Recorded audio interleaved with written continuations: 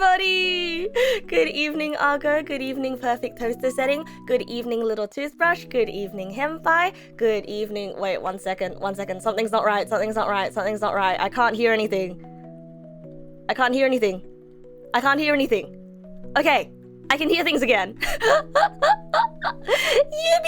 Good evening! Good evening, Argo. Good evening, Little Toothbrush. Good evening, Henpai. Good evening, Suncat. Good evening, Azu. Good evening, Sad Paper Dragons. Good evening, Weird Bookshelf. Good evening, Waper. Woohoo! Good evening, Lion. Good evening, Zippy. Good evening, Lucky. Good evening, Polly. Good evening, Anaris. Good evening, Wizard-chan. Good evening, Kalteri. Good evening, Zippy. Good evening, Murakane. Good evening, Riot. Good evening, Tosta. Wait, I already said good evening. Good evening, Argo. Good evening, Henpai.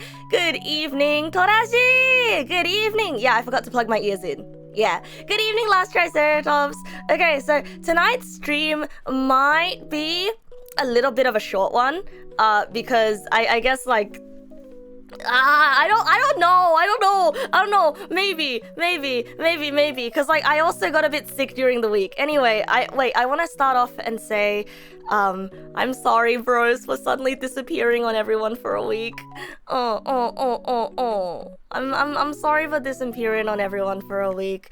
I was hit with something that was not exactly the worst news ever, but it was something that it made me start to think a lot, you know? Yeah, everything is okay now. I had to take a step back from people for a bit, I guess. Oh, happy birthday to your grandma tomorrow, Henpai. Yeah, you really do gotta do what you gotta do sometimes, you know, and I really wanted to apologize for that, you know, because I know that okay, listen, I know, it's not a big deal if I'm not around, like, every day or anything, because I know, it is my pleasure and my privilege to be able to spend every single night hanging out with you guys, okay? But it's still, you know, if someone doesn't show up somewhere that they promised to be, it still warrants an apology, you know? Who landed in prison? No one landed in prison, bro. No one landed in prison. Okay. So let's do a catch up, bros. What did I miss over the week? What did I miss over the week? Good morning, Voice of the Void. Welcome. Good morning, Scracky. Oh, thank you, bro. Thank you. I am feeling a lot better. It's just, it was, well, to start off with, last Friday, I got hit with some... Actually, it was Thursday. And then it took me a day to process that. And I got really mad. And also, I kind of wanted to sort of like talk to everybody about this topic as well. You know, because I like having these philosophical talks with everybody. I like picking people's brains, you know. And so today, I thought that this would be a good opportunity to pick everyone's brain on this. Yeah, lots of people are playing me side now. Yeah, I figure people would. So, how do I start this off? Well, first of all, how do I describe this in a way that isn't just me being like, I did have a friend come interstate. At the start of that week. So that was a great way to take my... Maybe it's better to just be Hi, Mossy! Good evening! Welcome! Yeah, I did have a friend come interstate, and so that was great. And I told the friend I needed to take my mind off things, and so it was just board games every day. And unfortunately, this friend is into a hobby that some people think of as a secret club. Yeah, a tabletop hobby that some people think of as a secret club. And I have never touched this particular hobby for a variety of reasons, okay? So, like, by all accounts, you know, I'm sure that you guys who know me would be surprised to find out, oh, I'm surprised that you've never played this game. Or, oh, I'm surprised that you've never been into this thing before, Neg. I thought this would be 100% up your alley. You're considering everything else that you like.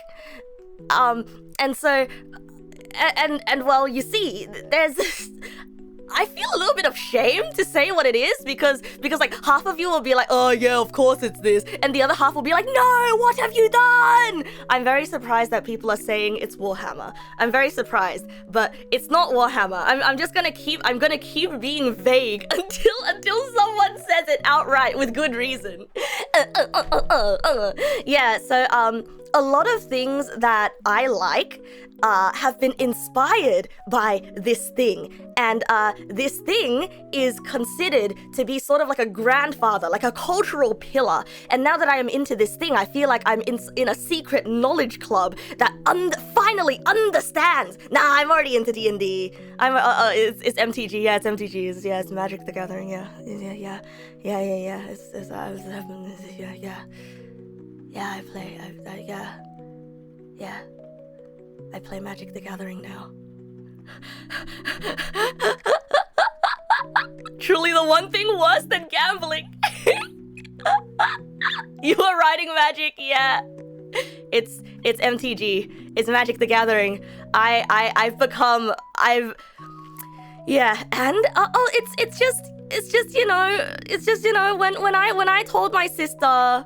You know, when I told my sister that I was into magic, she got really, she started being like, oh no, like don't spend your money frivolously on magic and stuff. But the thing is, I already have. But I have an excuse, okay? I was going through a mental health crisis last week. Okay, it was less of a mental health crisis. It was more like a crisis of faith in humanity, all right? Also, Narden Frog, thank you for the follow. Thank you.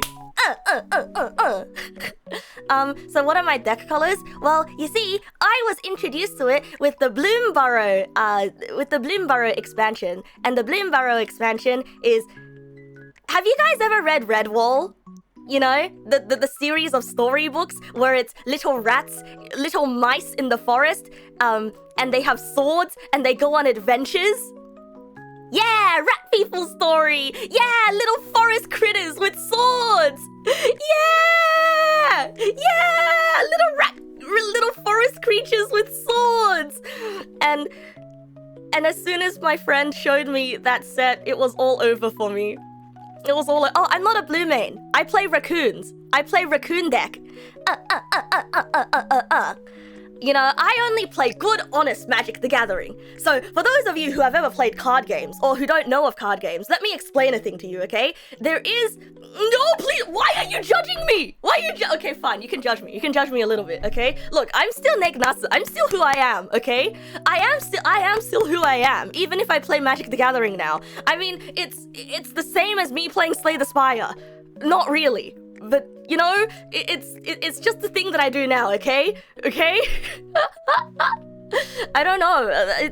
Listen. I'm not super concerned with labels. Sometimes I am super concerned with labels. But I am embarrassed not because I'm afraid of being a nerd. I am a nerd. I'm definitely a nerd, okay? It's not that I'm afraid of being a nerd. It's just, it's embarrassing because it's the, oh, typical.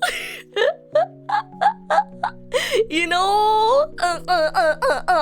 Wait, I'm gonna show you guys a card, okay? I'm gonna show you guys a card, and I want you to tell me if she's cute or not, because she's my favorite card. She is my favorite card. Don't be mean to her, okay? Oh wow, that's a crusty picture of her.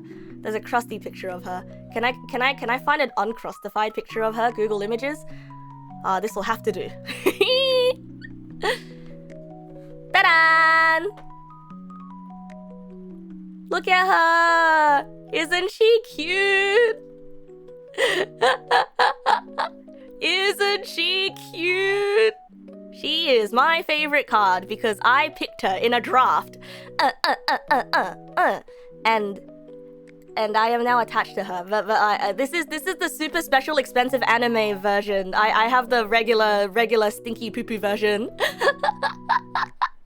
Yeah, Magic changed a lot since you last played. It depends, right? I mean, I just recently got into Magic. Yeah, she's cute. Trash tactician. Yeah.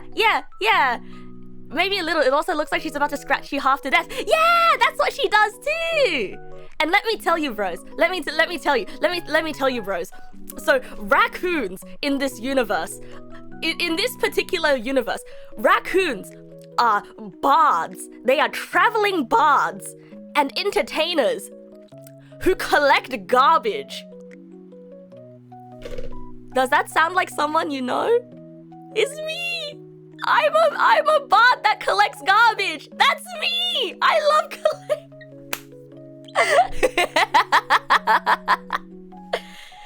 So yeah, I am a wolf. I may be a wolf, but I am now a raccoon at heart. I am a raccoon, and my friends my friends pointed at me, and now they all call me haha raccoon girl, raccoon girl, raccoon girl.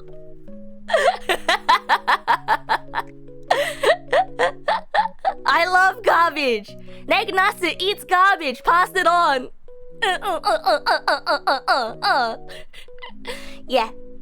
And also that's made me inspired to that's kind of made me inspired to draw art, right? That's made me inspired to try to draw fake card art. Morning, Dark Fee. Welcome. Oh yeah, and I've been really getting into drawing lately. So like I did do a lot of drawing while I was sort of MIA for the past week, because I have a friend that's making a game, and friend asked me to do art for the game that I'm not allowed to show anyone. Friend asked me to draw art for the game that I'm not allowed to show anyone, because when they release it, it's gonna be under their real name. So it's a dox risk, which I'm very sad about, because I'm very proud of my art. Yeah. I mean, they don't expect it to be super duper popular, but I'm really proud of the game that they're making. It's actually a lot of fun. It's a card game. Yes, of course it is. It's a deck building game, because of course it is. And I'm doing card art for their game. And I picked up Magic maybe as an excuse to quote unquote to study, you know. I picked up Magic to study how card art is drawn. Yeah, as long as I don't spend more money than I'm having fun with it, then there's no reason to be ashamed. You think it's just a card game. Yeah, that's the thing. I will never, ever become one of those people who collect cards thinking that I will make dollars on the cards, you know, thinking that I'll make money on the cards. I will not become one of those. Yeah, I'm playing for educational purposes.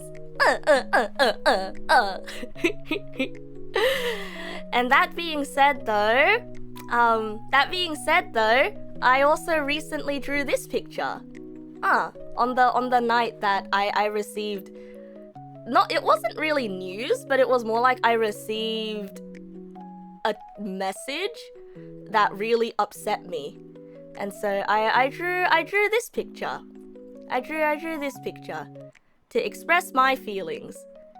And it's been a long time since I've been able to post any of my art, but yeah, I'm really proud of how the hair turned out on this, actually. You love the texture? Yeah! It's all thanks to my favorite brush, the thin comb brush, available on the Clip Studio store for free, actually.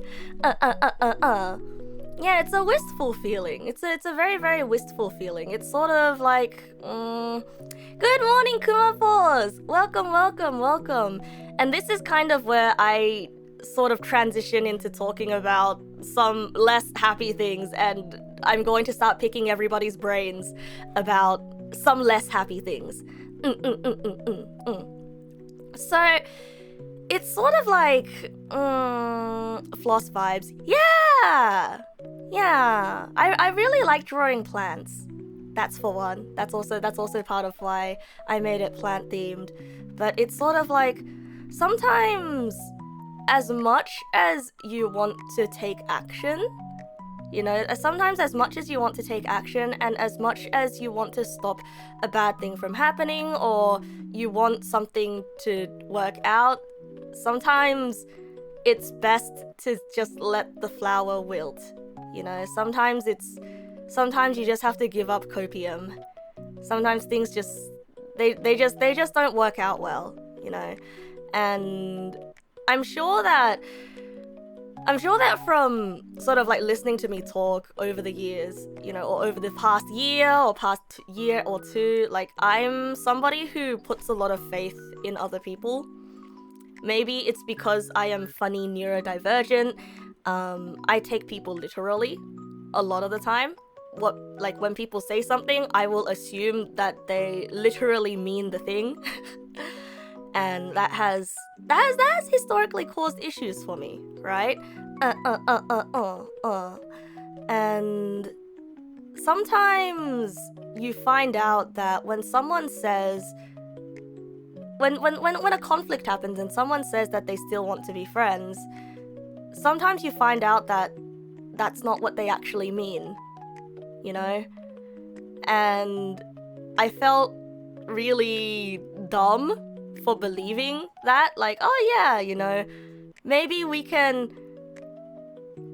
it's sort of like oh yeah, you know, we can be friends, but let's just not, I can't trust you with this or this and that anymore for something that you didn't think was your fault, right? Like it's a little bit rough. And then so I took her at face value and I said, oh yeah, sure. And sort of last week, you know, I had to sort of make the hard realization that, oh, she never wanted to be my friend again. And I went through like all of the stages of, but wait, why? You know, wait, why?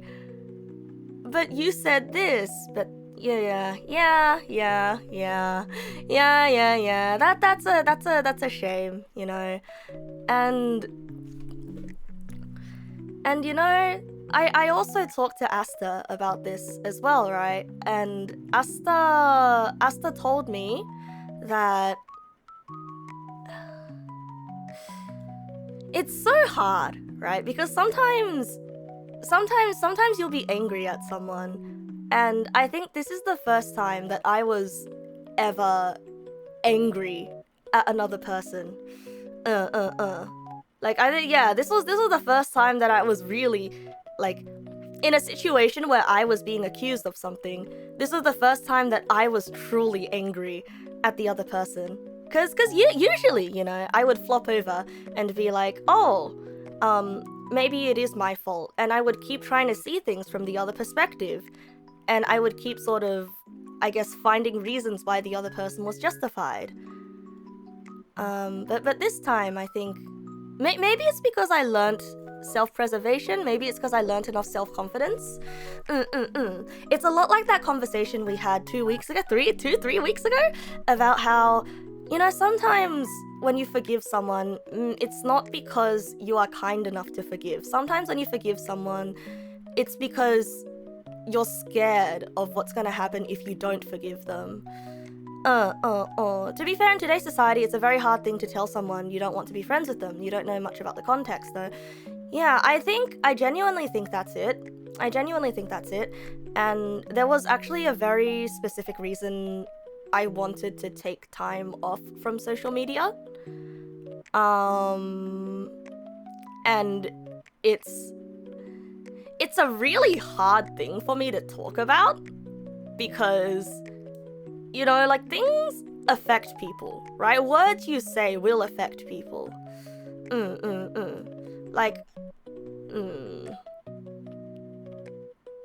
Words you say will affect people. And I didn't want to come on stream and sort of like let all those feelings loose. You know? But I think it was the very first, I had a crisis in myself, you know. It's sort of like a, accidentally say something that you'll regret. Yeah. Hi, Bluetchi. Welcome.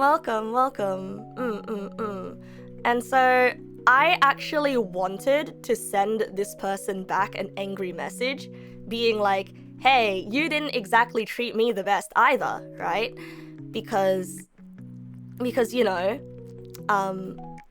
until the very end, it was sort of like they were still accusing me of a thing, and I really did a lot of soul searching, and I spoke to Asta, and sort of like I was like bubbling over, you know. I was like, oh man, why do I have to be the bigger person? Because sometimes you don't get to defend yourself, right? If you're being the bigger person. But it is a situation where if you do fight the other person and you're like, nah, this is why you suck, it's never gonna end well, you know? And there was one particular thing that Asta said to me that made me really angry, but also I love her and she understands and she has my best interests at heart. And I did tell her that like it was upsetting to hear, but it was something that I needed to hear. It's that she told me, Neg, this person knows that you're a VTuber. You know, Neg, this person can easily come expose you or whatever if you write them an angry emotional message. Like, you cannot guarantee that this person won't try to like blast you on social media or whatever, you know, because this person is also friends with like other VTubers and whatnot. And I guess I got really angry. I got angry because I'm like, why is it that just because I'm in this position that I can't defend myself, you know? Like, why? And it made me feel like it was really unfair, you know, because what do I have to lose, right? It's not like this is my career or anything.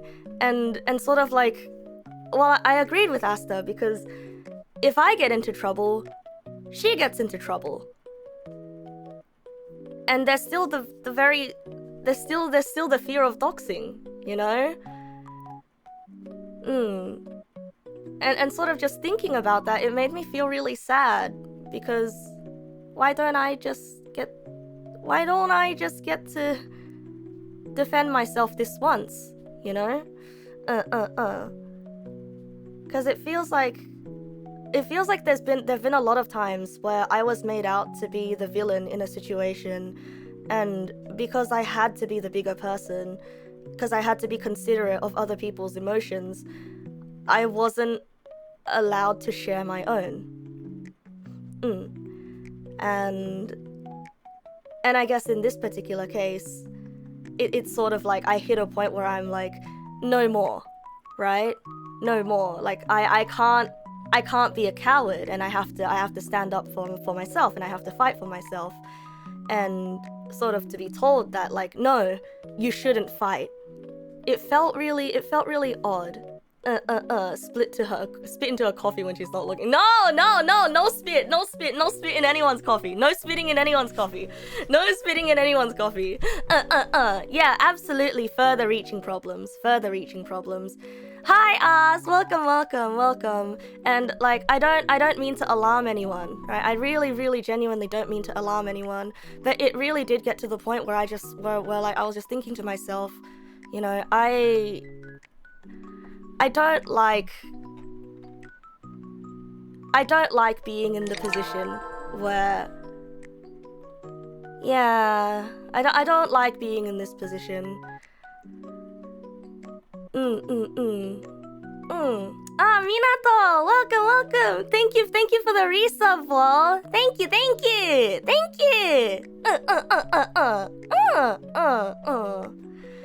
Yeah. And the thing is, like, I really do care about the other person as well, so it's not like I wanted to say these are the reasons why you suck. And it's so hard because the other person has already considered me dead to them, you know? And it's not that I think that they suck, but it hurts doubly more because it's like, oh, this whole time, this friend that I thought that I was super close to, they've never cared at all. And once they've painted me as the villain, once she's painted me as the villain, she just hasn't stopped. And I don't want to cause her any problems too.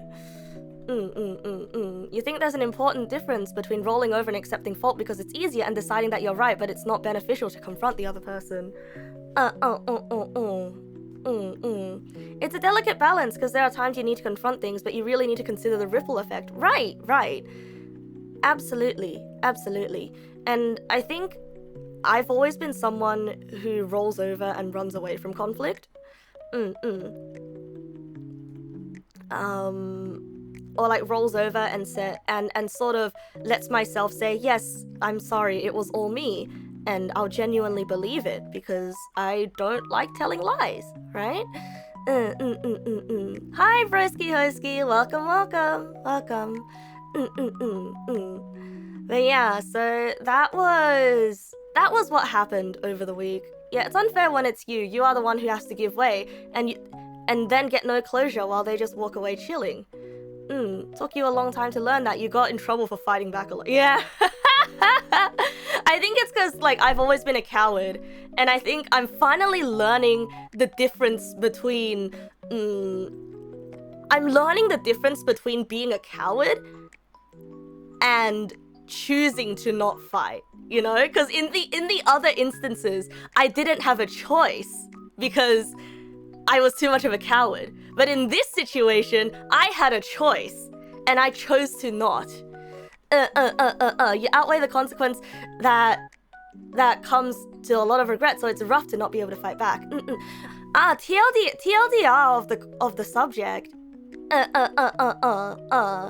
If it's the person you're thinking, she's had bad blood with another street. Oh no, it's nothing like that. It's nothing like that, Scracky. It's nothing like that. It's nothing like that at all. It is nothing like that at all. No, this is a personal life issue. It's a personal life issue, but this personal life issue just so happens to involve someone who knows streamers. And I guess it's sort of like, I also told Asta that, like, you know, like, this person has no reason to do the whole social media blast cancel thing. Because I don't think that they're like a super... I don't think they're like an evil, unreasonable ogre, you know? I think nobody out there is super secret. They're super unreasonable like that. I don't think that there's anybody like out there who's like that, right?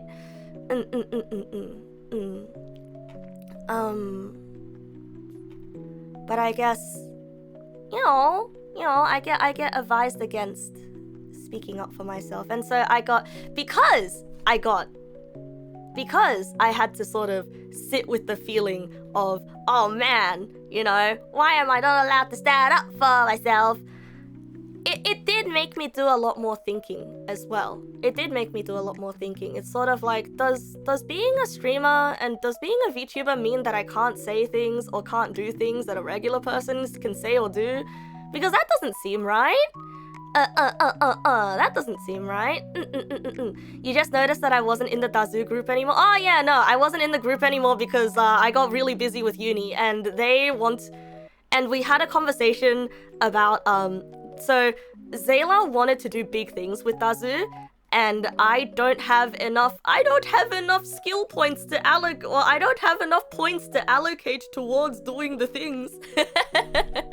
Because full-time streamer is not my goal, and in Dazu everyone's goal is full-time streamer, and so we decided based on goals that I'm like, yeah, no, I'm chill, we can still hang out, but I'm chill. Yeah.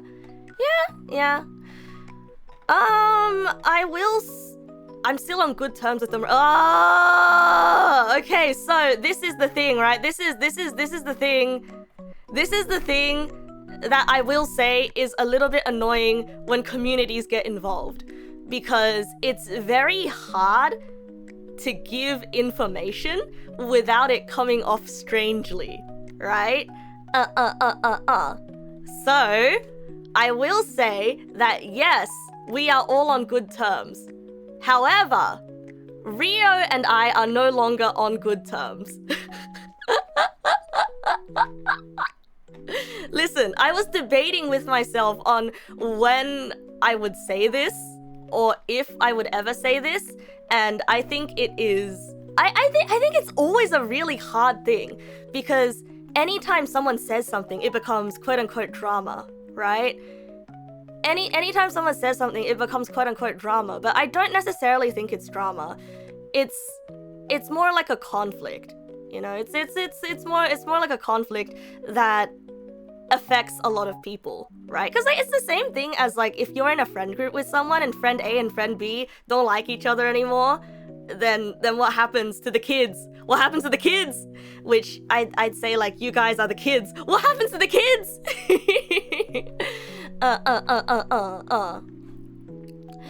Yeah, we're not on good terms anymore, but yeah, it's no drama, it's just real life. Sometimes things happen. Like, was it hard to swallow? Yeah, it was. It really was hard to swallow. I'm not gonna talk too much about it because you know, it involves somebody else. It involves someone else. I'm not gonna talk about the other person behind their back because that's just rude. Yeah, that's just rude.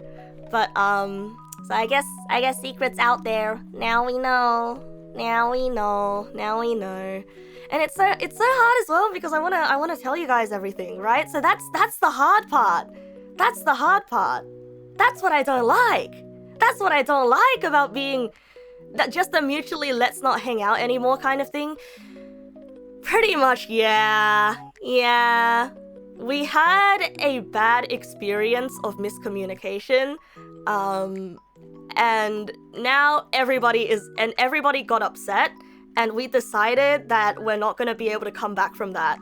And so it's pretty much like okay, yeah, let's not. It's understandable, things happen, and I think it's fine to accept things like that in life. You know, it's sort of like yeah, let's not, because it was a really, really hard to swallow pill, because I'm gonna be honest with you guys, I would have considered, I did consider us very, very close, and the way that things happened, it felt like it felt really unlucky, you know, but feelings got hurt, and it's one of those things where the damage is done, feelings got hurt, and I guess we didn't know each other long enough to be able to repair something like that. And it happens, you know, it really, really happens. And if I could, you know, rewind time and make the thing not happen, I would. But I guess it's like part of being an adult is sort of accepting that these things happen.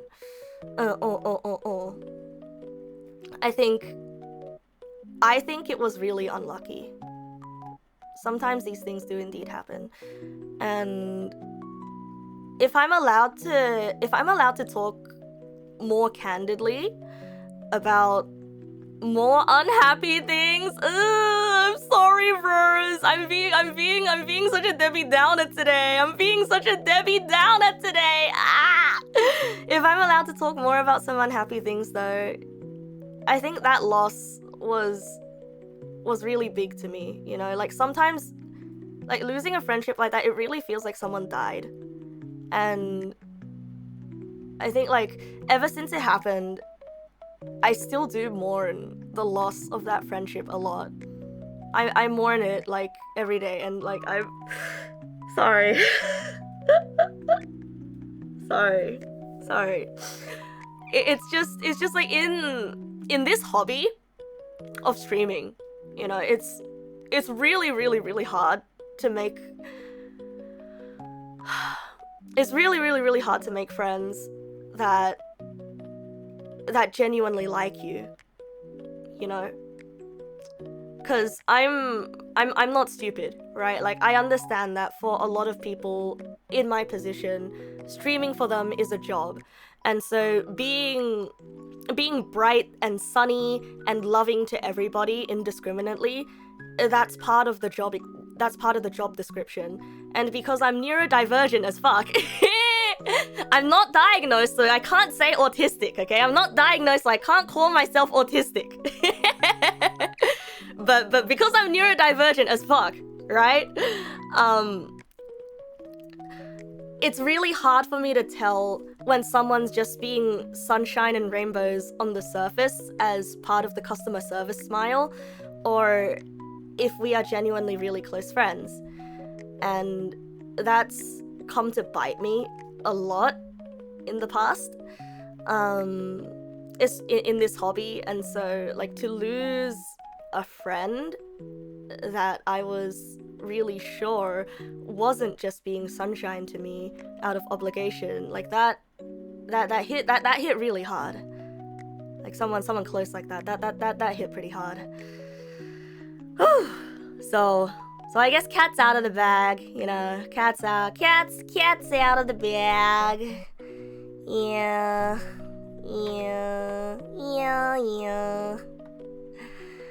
And is probably not a good idea to talk so candidly about this stuff, because la-di-da-di-da, something, meh. But I think, alright, it was leading up to this thought, like, over the past week, like, it did remind me of the loss of that friendship a lot as well. The past week did remind me of the loss of that friendship, and it sort of brought me to a point where I think it's brought me to a point where, like, how do I put things? Like, I'm gonna have a Joker moment. I'm about to have a Joker moment. No, that's not it. It's just, you know, bros, I really value you guys. I really value the time that we spend together. And I really value that we're able to talk candidly like this. You know, I really value this. You know, I really value this. And maybe I've been too sloppy, you know. Maybe I've been too honest on the internet. Maybe, you know, maybe. Something. Anything you say or do can be used against you. Oh, monkey hands, thank you, bro. Thank you.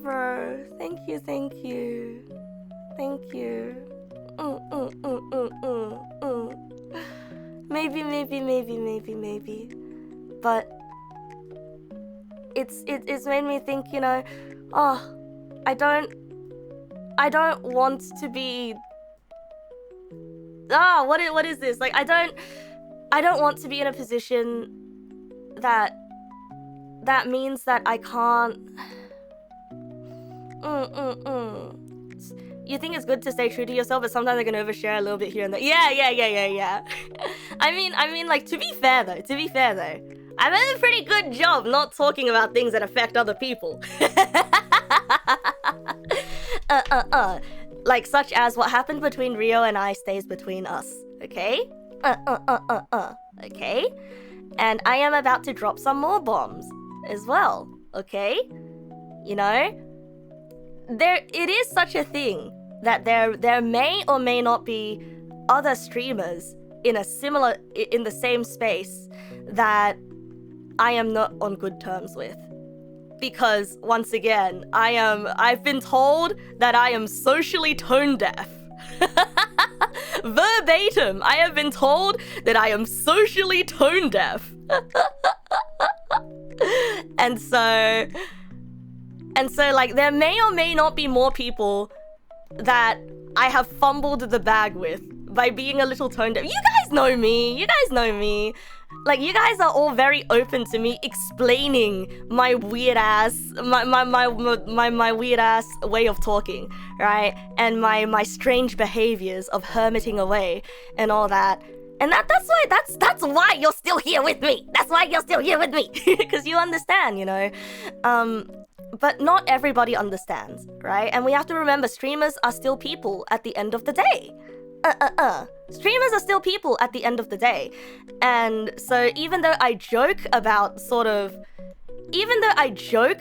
being, you know, oh, I'm such a mess socially. Oh, I have foot in mouth all the time. And to us, it's a laugh.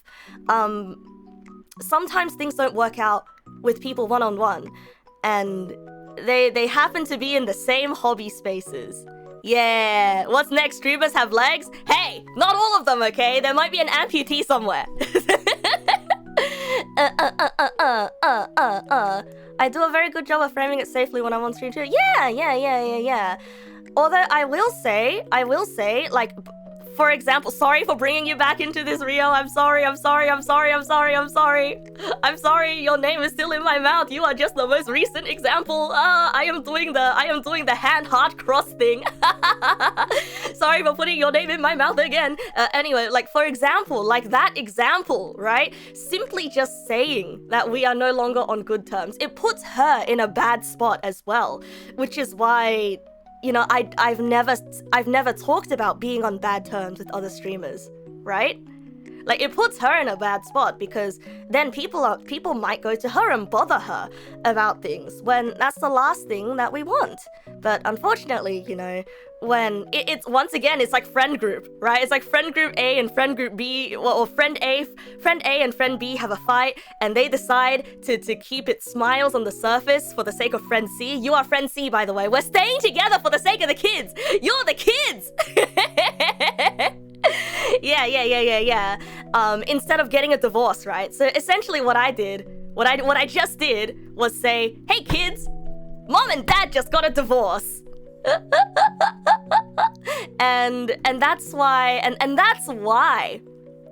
you know, that's why, like, people are afraid of like saying things like that out loud. Because you know, it's such a weird spot to be in, right? Because on one hand, like, if everyone was able to take the information and take it at face value and be like, yep, okay, that happened, moving on, right? That would be great. But also on the other hand, you know, harmful rumors can be spread to be like, oh, I bet this person did this thing, or oh, I bet this person is the villain here, yada yada yada, when the reality could be that it was a big misunderstanding where everybody got hurt and now everyone's salty.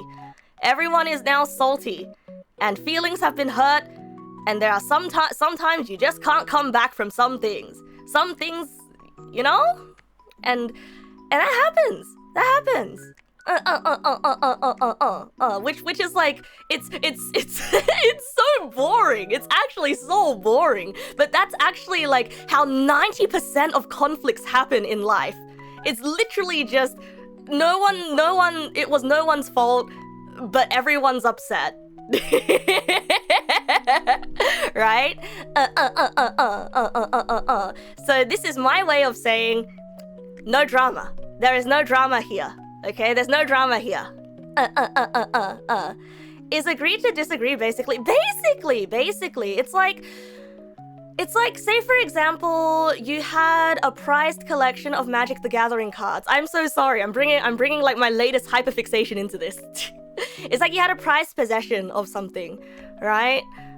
And the other person spilt milk on it, and the other person is like and the other person walks away from it and they're like, oh shit, sorry bro, because they didn't understand how important the Magic the Gathering cards were to you. They spilt milk on your collection, and they're just gonna walk away and say, sorry bro? What the heck is this? What kind of apology is this? And then so you walk away from that, and you're like, man, this person must really not care about me. Wow, I hate this person. But then the other person might be like, I don't even know what those things are, bro. I've never Magic the Gathering. I've never even heard of Magic the Gathering. Magic's not real. What are you gathering anyway? Gather with me. We're bros, you know? And because they never got to find out how important those cards were to you, right? Yeah, like when I left my hoodie at a friend's place. Yeah. Like, you don't know how important something is to someone unless they tell you, or you fuck up and you find out the hard way. And no matter how you apologize at that point, it doesn't matter because damage is done, right? And now they will forever associate you with the feeling of losing their prized collection. By the way, this is not what happened, okay? By the way, like, this is a fictional scenario that never happened to anyone, okay? Okay? And, like, it depends on how long you've known the person for, on whether you can forgive them or not, or whether you ever want to see this person ever again, or whether you need like 10 years before you're ready to look this person in the eye and not want to rip their face off, right? You feel like that's a little fatalistic? I mean, it's a very exaggerated example, but it's an example nonetheless, right? Like, for some people, it's very hard for them to let go of these things. And I think am I a grudge holder? Am I a grudge holder? No, I am not a grudge holder. But I will say that, like, it's really hard to say whether you're a grudge holder or not until something happens, right? You know, right? And so that it's so unfortunate. It's so unfortunate. I mean, technically it could have happened to someone out of billions of people on this planet. It technically could have happened, right? Technically. Like, they should also know that people aren't mind readers. Yes, people should know that other people are not mind readers. But also, I think we should stop approaching social interactions like they are turn-based combat. Now what do I mean by this, bros? Now what do I mean by we should stop viewing social interactions as turn-based combat? I mean that, like, yes, you can go back and analyze the moves and be like, you missed an optimal play here, because you have to consider your own feelings as well. Like, yes, there is an optimal way to do things. Yes, if you posted this on Reddit, they would be like, actually, you misplayed. You should have considered their feelings here, and you should have added an apostrophe here, and your tone sucked here. Yes, if you post it on Reddit, of course, someone out there is gonna be like, you misplayed, right? But you know what they don't see? You know what they don't see? Maybe you were out of mana, huh? Maybe you didn't have the mana to spend. Maybe your mana colors were wrong. Maybe your consider the other person's feelings was on cooldown, huh? Have you ever considered that? Right? So like as much as I blame lag, you see, genuinely though, I have been in a fight with someone before where the other person got angrier and angrier at me because I just stopped. I stopped and I needed to think about what I wanted to say, because like I just blanked out and I just sort of like stood there, and then the more I stood there with a blank face, the more they got angry and they yelled at me like, you joke, but I actually had lag and they got mad at me for having lag.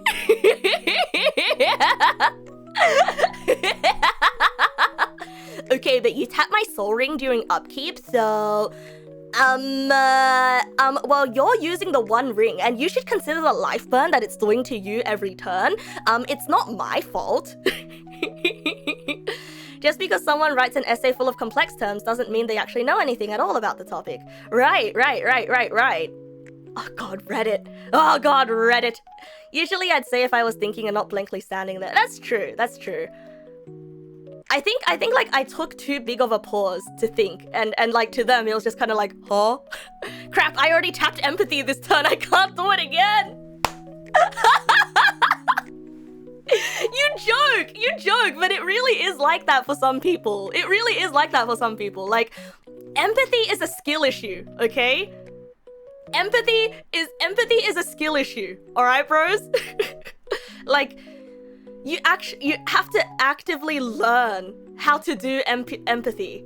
Or maybe for me, empathy is a skill issue, and I've just had a lot of experience learning. For the NT, they just pick it up off. Freaking NTs. I'm freaking affectionate, okay? Freaking NT affectionate. But okay, I think it's a little bit wrong to say that neurotypical people just pick it up. I think empathy comes easily. Maybe empathy comes easily to quote-unquote neurotypical people, but I think it's about what they do with that empathy.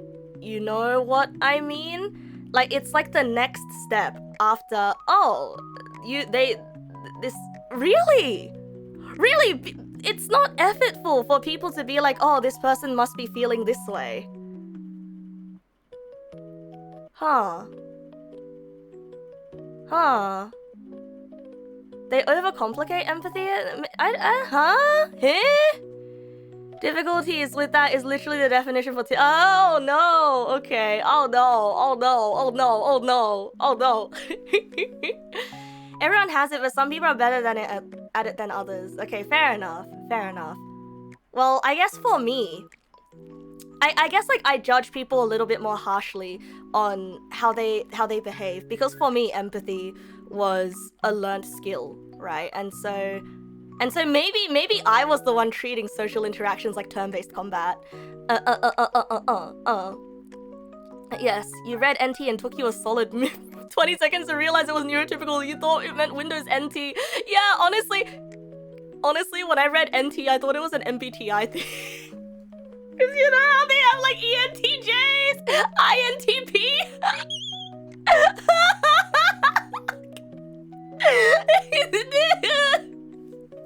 And then I realized, oh wait, this is neurotypical. You struggle with empathy if you get really hurt over something, otherwise it tends to be a little easier for you. Also autistic. Oh, I really should get properly diagnosed, hey. But like, I don't know. Once again, my therapist kept saying, no, I don't think you're autistic. No, I don't think you're autistic. But like, maybe, I don't know, maybe I'm like under like 10,000 layers of masking at this point. MBTI is just another flavor of astrology. Statistics-based astrology about, it's from self-reports, so technically it has some basis. Somewhat. If there's someone I vibe well with, they're probably neurodivergent too. Yeah, probably. I'm not gonna think about that. Might need a different doctor. Yeah. I do hear that autism and ADHD share quite a few traits, and maybe I'm just like I'm very Venn diagram circle middle. Yeah. So like, here's the. Going back to like the, social interaction is not turn-based combat, right? Like, I think we should give people a little bit more leeway about certain things, you know? It's like, oh, have they considered to tell you this before they got upset? Yada, yada, yada. I think a lot of the time, I usually gauge how upset I deserve to feel. Wait, no, that's bad. Wait, the moment I said how upset I deserve to feel, that is not good, okay? You should never, ever say something like that to yourself. But unfortunately, that's how my emotions operate. That is called intellectualizing your feelings, and that is very harmful. You try not to label yourself as things because people just throw around medical conditions willy-nilly these days. You don't want to assume you or someone else has something. You suppose or were supposed to be autistic, but you're supposed to... Sorry, I was supposed to be autistic. I turned out neurotypical. What can I say? No, I get what you mean. I get what you mean. It is true though. It is true. I think the idea of neurotypical, I've never understood the concept of neurotypical, right? Like, because I always thought that everybody was unique in their own way. Everybody has their own brainworms in their own way. Social interaction is a character action game where the more you combo the other person without letting them get a hit in, the higher your coolness score. Oh no. Oh no, you're gonna Justin Wong me. Oh no. Oh no. Hi, that's me. I'm Negi. Tama Negi is an onion. Wait, why did I say that? Why did I say that? Negi is just leek. Tama Negi is onion. Anyway, word association. Why did I say that? Fun fact, Tama means ball. Negi means onion. Tama means ball. Negi means leek. Tama Negi means onion because it's a ball leek. Yeah, maybe I was an ogre this whole time and I've got layers. We've all got layers though. We're all ogres on the inside. Anyhow though, back to what I was saying about interactions not being turn-based combat. I usually gauge how much I'm willing to forgive the other person. There we go. I usually gauge how much I'm willing to forgive the other person in the aftermath of a conflict. Yeah, there we go. Like, I am willing to understand if hurtful things are said and done in the heat of the moment. But I usually gauge my level of willingness to forgive based on how they react afterwards. That's pretty typical. Yeah. Generally, right? Because I think the aftermath is really where the skill issue comes in. I mean, this is not revolutionary, but conflict aversion is a skill issue, and conflict resolution is also a skill issue, right? And I spent the past few years putting a lot of skill points into conflict resolution. I mean, come on. I'm a streamer. I'm on the internet. I have to learn how to tell people, hey, you're being stinky. You're being gonna hit the ban button. You know? I've been putting skill points into that. You're generally not going into a fight going, oh boy, I'm gonna forgive this dude so hard. Actually, I have got into a fight being like, oh boy, I'm gonna be so pathetic and forgiving and apologetic that I'm gonna make this person feel bad for being so mean to me. I'm gonna forgive this person so hard that they take damage. And unfortunately, that's a very, very bad strat. It's very not meta. The meta right now is to actually block and ignore, and it's sometimes countered by the but yeah. I am very. You guys have heard of like flight or fight, right? Fight, flight, freeze, and fawn. I am fawn. So if you get into a fight with me, I will apologize. If you punch me, I'll be like, oh, sorry, bro. Well, my face was in the way. Sorry, it must have been the wind. And then I'm gonna make you feel so bad for punching me, I'm gonna cry. Yeah, that's my evolutionary advantage. You guys see how easily I cried? I was genetically engineered to make you feel bad. I was genetically engineered to make you feel bad so that you concede.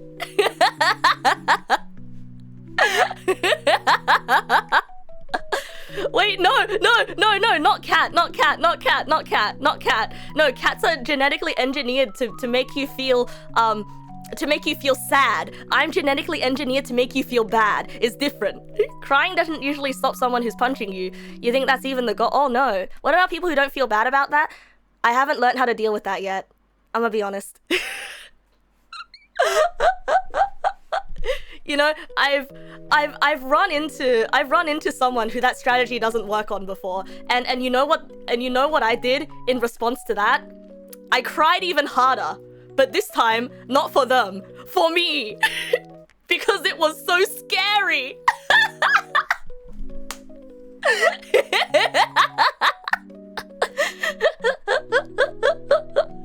But the one thing we should keep in mind is there is actually nothing normal in our society, because there is basically no baseline to define what is normal. Exactly, bro. Exactly.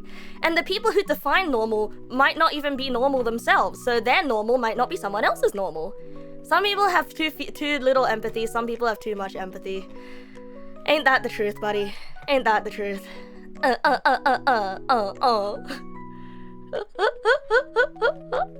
Wait, like, here's the thing, right? Here's the thing. Like, I will admit that I have experienced only one situation wherein so you know how you say that, like, oh, you shouldn't people aren't mind readers and you shouldn't punish them for not being able to read your mind, right? Unfortunately, Neg na스 is not perfect. Oh, Neg na스 not perfect. Oh, revolutionary. I show you guys my flaws like every day. Actually, you're a mind reader. Oh, sorry. Fine. Not everybody is a mind reader like you, Miss or Mr. Bungling Lumux. But I unfortunately am in a situation where I am refusing to talk to or not talk to, but like I am refusing to engage with someone until I get an apology. I am indeed currently in one of those situations, and I do not care how long it takes. And once again, I have spoken to good old Asta about this. I have once again spoken to Asta about this, and I said, hey, this doesn't feel right. You know, this doesn't feel right, like leaving them hanging. And Asta told me, no, until this person apologizes to you, like, they will never treat you right, or like this person will continue to be mean to you, you know. And if they do not understand that they need to apologize, then they have no place as your friend, right? And I was like, oh, that's a bit harsh. And she's like, it is harsh, but it is something that you must understand, Neg, because you are too forgiving, and if you give them any leeway, you will be crushed into many tiny little pieces that me and Ruka have to pick up again. Yeah, it's a boundary setting thing, and the thing is, like, I don't like it, you know, like I genuinely don't like it. I genuinely do not like it, because once again, haha, neurodivergent, because I have been on the end of, like, somebody waiting for an apology from me. Like, you guys heard this. I've told you guys about this. Like, I've been on the other end of someone expecting an apology from me, but I just didn't know that I needed to apologize. And I didn't know, right? And it was awful and upsetting. Like, granted, what I did, I think, is lower stakes. Granted, what I did was lower stakes, right? To how this person was treating me. It was more like what I did was a one-thing thing, but what the other person did was like a continued series of being not very nice to me. Yeah. What the other person did was a continued series of not being very nice to me, and so Asta was like, nah. If you have to tell them, then they're just gonna give you a bad apology. They're gonna give you a nothing apology. They have to come to the realization themselves, and I'm like,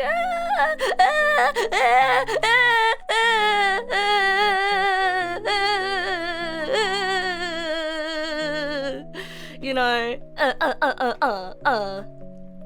yeah. But, you know, I'm sure you already know because of Jacket Girl that you should only expect an apology if they're aware they did anything wrong, but you have no obligation to force it out of them either. Right. And I think it's the fact that it's really hard to say, right? It's really hard to say if someone knows that they did something wrong or not. But like, I think in this situation, I have told this person that I do not wish to engage, but I think this person wishes to engage. Which is hard, right? And like, I want to tell you guys, I want to tell the Neg pals, which is all of you, everybody here who is listening, who can take something away from this. You are never, ever, ever obligated to talk to anyone that you don't want to, okay? If somebody comes into your messages threatening you or guilting you into talking to them, you have every right and all the power to just say no thank you and shut the door.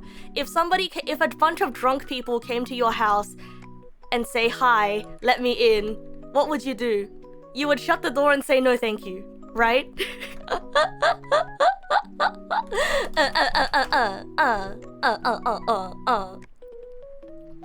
Exactly. And I don't want any of you to ever be pressured into anything, okay? You gotta say no thank you if you are in a bad situation, or not a bad situation, but like, even if you feel like someone is your friend, and you haven't been liking the way that they treat you, like, don't let them guilt you into anything, okay? But you're a coward, it's okay, Lucia. I'm a coward as well. And if you need someone to hold your hand, God bless Asta, she's always been holding my hand. If you need someone to hold your hand while you say no thank you, you can go get someone to hold your hand while you say no thank you to the drunk people and shut the door. Naturally, but sometimes that drunk person will go to your friends and start trying to convince them that you're evil and are somehow really persuasive. Ooh! Ee! Ah! Ooh! Ooh! Ooh! Ooh! Ah! Ooh! Ah! Ooh! Ah! Ooh! Ee! Ah! Ee! Ee! Ooh! Ee! Sorry, sorry, sorry, I just had a flashback. Oh, sorry, you've triggered a flashback in my mind. You know, the thing is, this is something that I'm actually really proud of. Okay, you've triggered like a visceral flashback and this is something I did that I was really proud of. So, actually, there was a drunk person. They weren't actually drunk, but like in this analogy, right? In this scenario, they are a crazy drunk person. There was a drunk person that came to me to try to convince me that one of my friends was evil. And you know what I did? I said, that doesn't sound right. Tell me more. And then they told me more. And then you know what I told them? I said, interesting. Here is a gun. Get the fuck off my property. And never speak to me or my son ever again. This is a promise.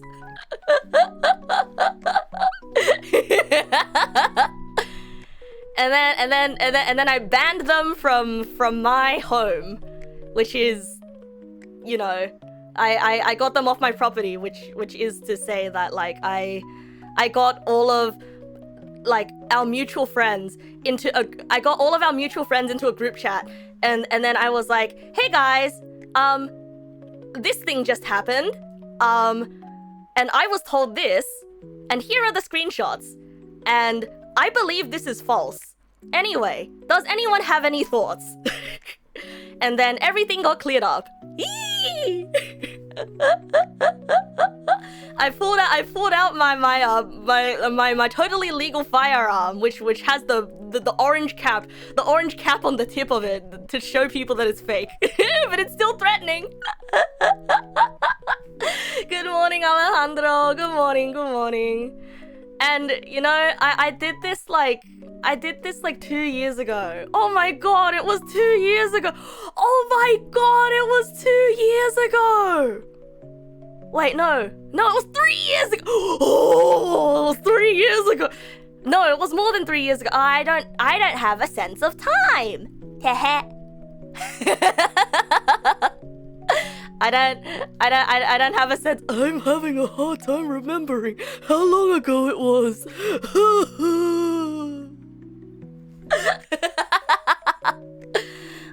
Yes, it was. I won't recount the whole story entirely, but it was. Oh god. And you know the friend that they did it to as well? That friend and I weren't even on speaking terms at the time. We weren't even on speaking terms at the time. It's a whole story, but it involves an evil ex-girlfriend and a guy that was chasing after the evil ex-girlfriend, and my friend who was unfortunately a victim of the guy and the evil ex-girlfriend. Yeah, and the reason why I wasn't speaking to my friend is because the evil ex-girlfriend threatened them that like about me because the girlfriend didn't like the fact that the friend was my friend, but we weren't even that close. Like when it happened, we weren't even that like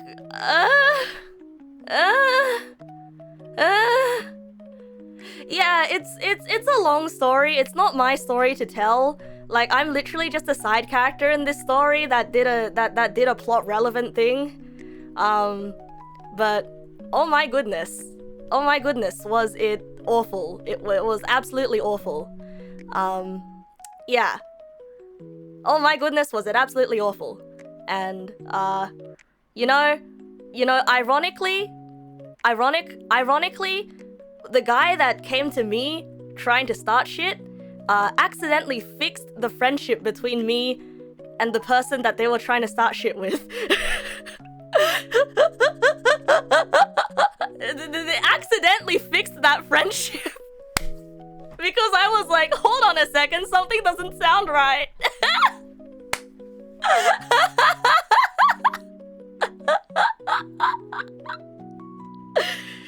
Yeah, see, sometimes there's a silver lining, you know?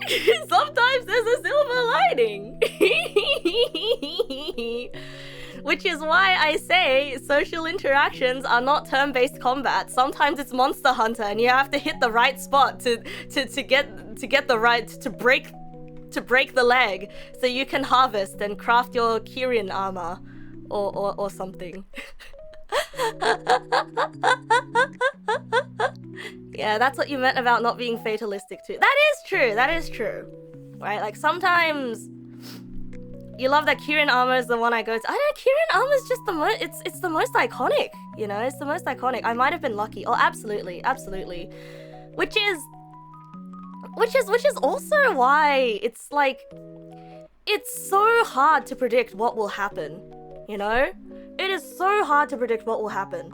Like, who knows, right? Like, what if I walked into the conflict, sorry, not combat. What if I walked into the conflict that Asta was telling me not to because, you know, I have more to lose than gain from it, right?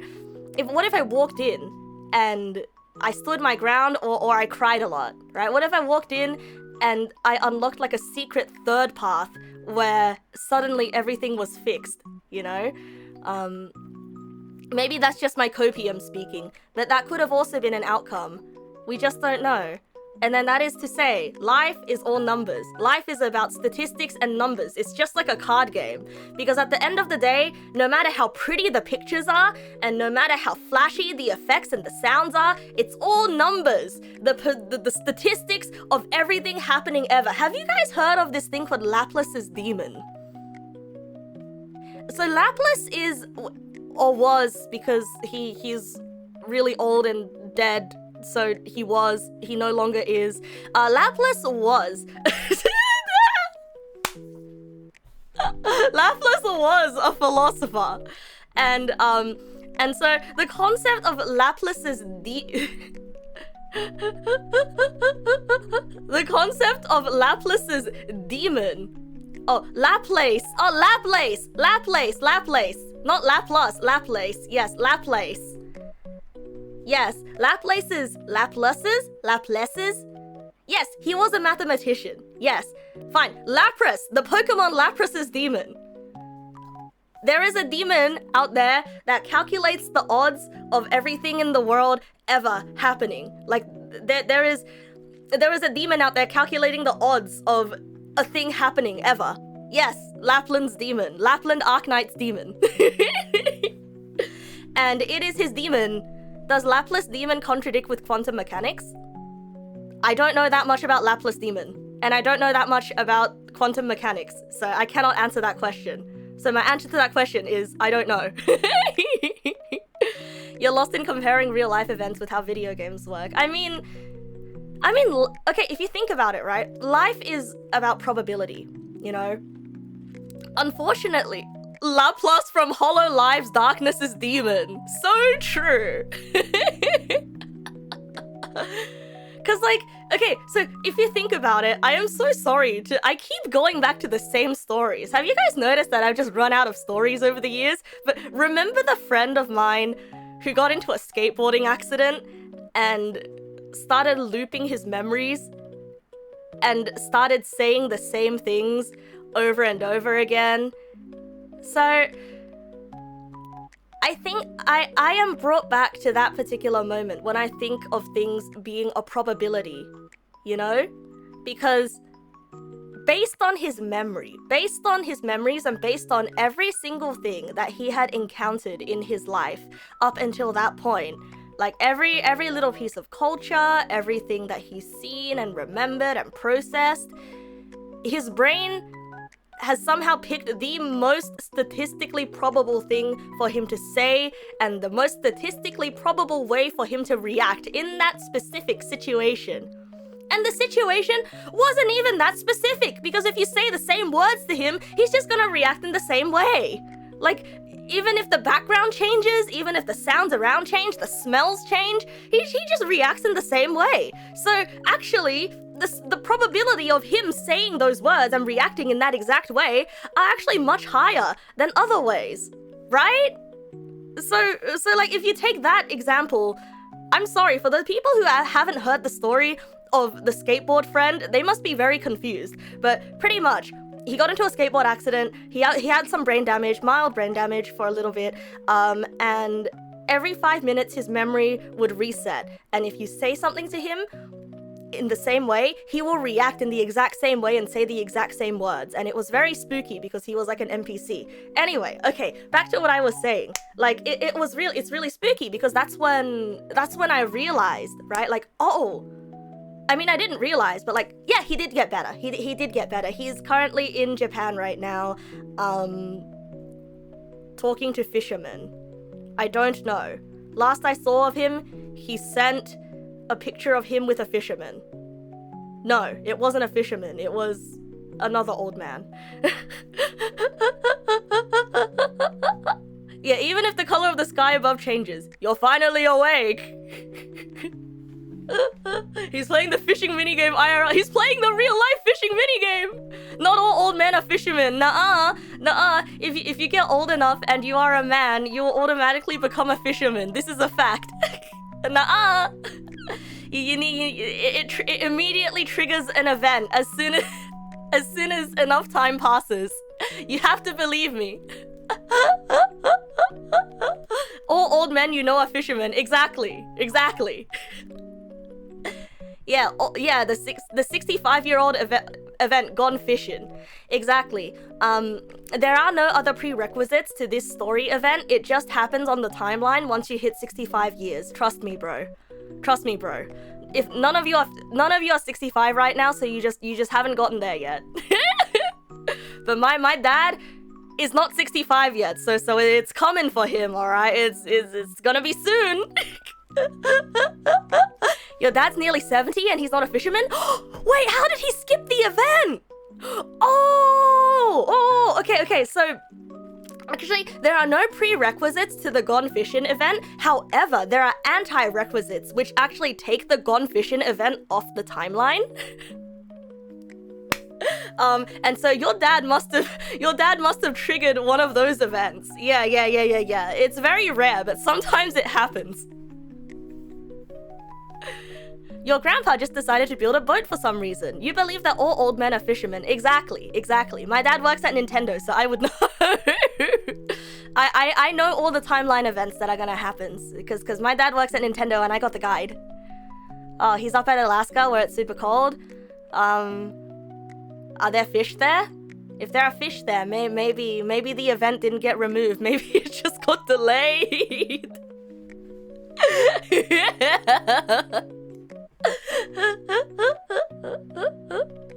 I'm sorry, what was I talking about? Before I went on this tangent? I can't remember what I was talking about before I started talking about fishermen.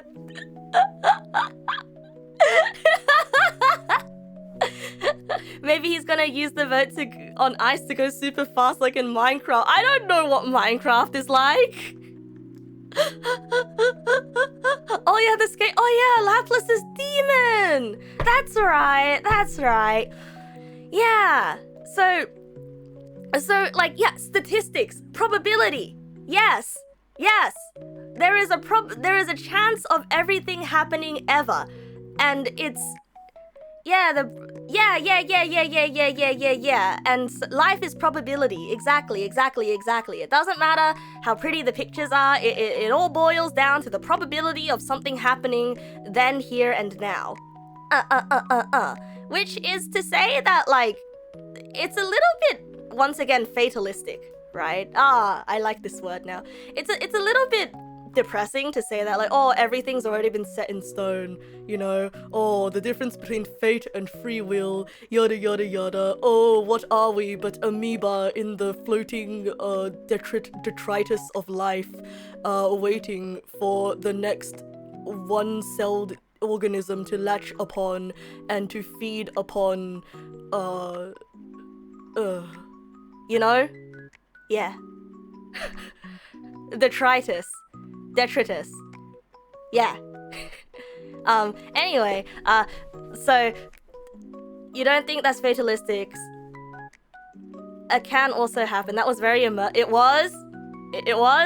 Because I've immediately forgotten what I've just said.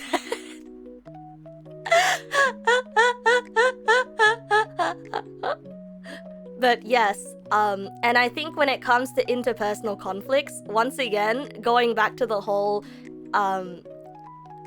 interpersonal conflicts are not turn-based combat.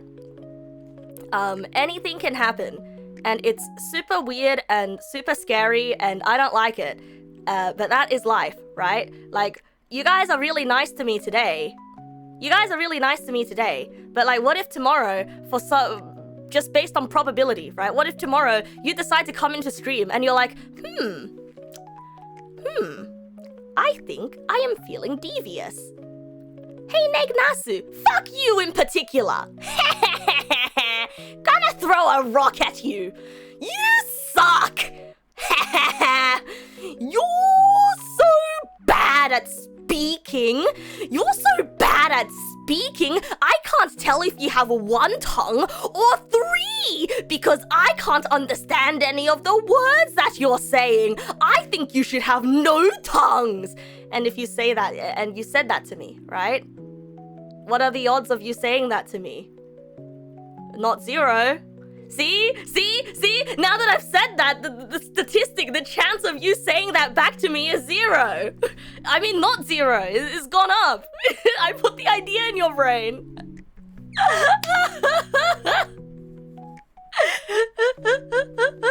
Not zero, but definitely not double digit. Exactly. Now, what are the odds of you? Exactly. Now, what are the odds of you, before the end of today's stream, sending a pointing emote? Neg Nasu, point at me. What are the odds? Huh? You wanted to quote exactly what I just said? No!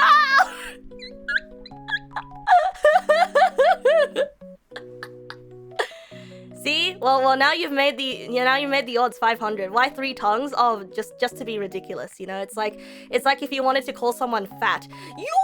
It's like, or like, you called me fat. Wow, you said that you weren't sure if you were walking me to the train station or rolling me. Wow, you know? You said my hair was oily. You said watch out for the US government because they're going to try to mine my hair for oil. Wah! You know, you could, it's like being really mean to someone for no reason, but in like a really stupid way. You called my chin pointy! You said I have a rhinoceros chin! You told me to look out for poachers because they might mistake me for a rhinoceros and shoot me. You know? You wonder how mean the imaginary people in the situations in my head are versus... I think the imaginary people in my head are very taking notes for speed insults. No! No, you're not supposed to study these insults. You're not supposed to study these insults. You're supposed to avoid them. No, but what I'm saying is, you have the choice to be mean, okay? You can choose to protect or you can choose to harm. Either way is up to you. You are the master of your own choices. And there is a chance that you will choose to be mean one day. For no particular reason. I mean, look, I'm not immune, okay? Some days I prefer you're as bright as a black hole and you're twice as dense. Oh wait, I once saw someone call someone else a lobotomized, like dumber than a lobotomized goldfish. And that was really mean. That was really, really mean. Yeah. But yeah, sometimes I wake up and I choose, well, I feel particularly mean, you know? But I don't know.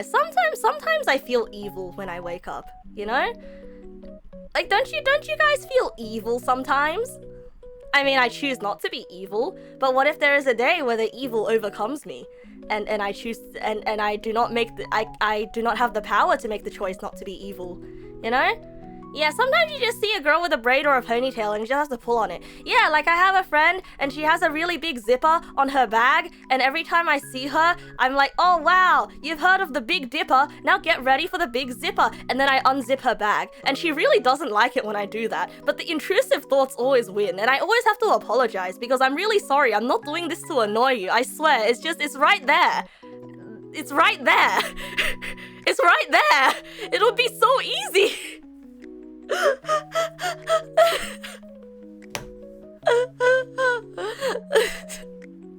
Those giant zipper bags are still around? Well, I mean, I think her giant zipper bag is an old one, but it's just right there. I really shouldn't do that. I know I shouldn't, but it's the idea that I shouldn't that makes me want to do it even more. It's awful. It's awful because I'm like, what would happen? What could happen? Realistically, what would happen? You know? I don't have the sense of short-term consequences, okay? I'm very good at considering long-term wait, am I? I'm very good at considering mid-term consequences, but I'm not very good at considering immediate and short-term consequences, okay? Until it ends in another argument. No! You see, it's really hard because my sense of humor is to be really annoying. Oh no! Oh, I'm revealing a whole lot about myself. So you know the friend that came interstate? the friend that came in to stay is a long-time online friend. Known this friend for like years and years and years and years and years. And it was the first time that I met them in person. And as I have told you before, meeting an online friend in person can sometimes result in problems, right? And I was so scared, but I can't help myself. I had to be myself around this person. So anyway, I kept terrorizing her. I simply kept terrorizing her. And the thing is, I have to spend enough time around someone to know if I can terrorize them and not have them hate me forever. And it was very hard because I didn't know them well enough to read their expressions. But my sense of humor is to terrorize someone, like to continually T-pose on them. You know? I sung the Peanut song several times on stream that I find being mildly annoying funny isn't news. This is true. It's just, listen, have you guys heard of the rule of threes? Where if something shows up the first and the second time, it is mildly annoying. But now if it shows up the third time, oh well, that is the funniest shit ever. You know? And I don't know why it works. Hi, Yam. Thank you for thank you for your prime, my good friend. Oh, and the thing is, right? The thing is, worked on you with the Amogus memes. Exactly. Like, I hate how this is my strategy for making friends, and I hate how this is my strategy for socializing when I don't know what to say. It's just, I will be annoying until me being annoying is funny. Like, I don't get it. I don't get why I do it. It's just how it is. It's just how I am. And the people who really don't like it, they will kill me. I will be killed. My head is on a stake as we speak. But the people who like it, we become very good friends because they will also join me in terrorizing people. Or they play into the bit. Or they play into the bit and it's very funny. Yeah, mischief will continue until morale falls noticeably. That is actually my entire socializing strategy. Wow. How did you know? Well, thank you for the 50 bits, Dark Lucia. Thank you for the 50 bits, Dark Lucia. Thank you for the yet another 50 bits, Dark Lucia.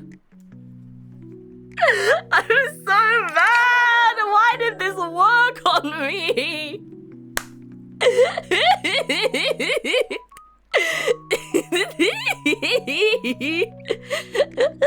Have I ever worried that I'll upset someone severely? Oh, all the time, bro. All the time. But the thing is, if I am not silly, I don't know how else to communicate. Which is so bad because the thing is, I'm really bad at intentionally making friends, okay? Every time I have intentionally tried to make friends with someone, I always overthink the things that I do. And then I end up like being this weird version of myself that is too polite and like too normal, and I feel restrained, and then sometimes the real me slips through the cracks, and then, or rather, like the insane side of me, which is always slips through the cracks, and then they find that insane side weird, and I'm like, oh shit, I'm already in too deep, and now I don't know what to do. So making friends is so hard, bros, because it's like, if I try to make friends, it doesn't work, because I'm afraid of being myself and terrorizing them, because I'm afraid of offending them. But if I'm just naturally being myself with someone else who immediately vibes on the same wavelength and I can terrorize them, then it just works naturally. But like, I wasn't looking to make friends with them, we just become friends. Like you guys, I never looked to make friends with you, we just became friends, and now I terrorize you like every night at 9 o'clock, most weeks. See? It just happens. But if I try to make friends with you, if I try to get you to like me, I'm probably gonna be like, oh, hello, good sir. Would you like some tea? Haha, oh my god, ah. Or I'll like try to copy the way that you talk or something, and I'll be weird. But no. You can tell if I'm good friends with you, if I'm not afraid to terrorize you. You can tell that I like you if I terrorize you. Oh no, no, no, no, no, no. Okay, but I will never terrorize you in a way that is mean, okay? Okay, there are lines that I don't cross, okay? I will never physically harm you. I will never make fun of something that I know you are insecure about. I will never say something that I know is just straight up rude and mean, but I will always terrorize you in ways that are inexplicable and stupid. I'm not beating the 13-year-old boy allegation. I really am not. I really am not. No. It's like I was never a 13-year-old boy, except now I am, I guess. And so you guys, can you see the problem? Can you see the problem? Can you see the problem with me going to an all-girls school? Because I think there are not a lot of girls out there who like being terrorized. And I just happened to find a couple of girls who like being terrorized in my IRL group, and I'm gonna hold on to them for dear life. You know? What happens if the terrorizing goes wrong? Oh, I don't know. I don't know. I don't know. Fun story. All girls school probably at least got me some female friends. It can happen that people have no female friends. Oh yeah. Oh yeah. I mean like male, when it comes to male friends, that's like a whole different story. Like, you see, I do have male friends, okay? Okay, I do have male friends. I'm not saying that I don't have any male friends. I do have male friends. Okay, I have female friends and I have male friends. Okay? But, like, I have gotten into situations with male friends where they are talking about male things, and then sometimes I forget that we are different. You know? And it makes me feel a little bit sad, because I'm like, oh, would you look at that? I can't relate to your issues with beards, I guess. Oh, I never had this experience. I don't have a beard. I can't grow one. I don't want to grow a beard. I don't know. Not with that attitude. Oh, no, thank you. No, I have nostril hairs, though. They're not long enough to be visible. But I do know, because sometimes when I blow my nose, the nostril hair comes out.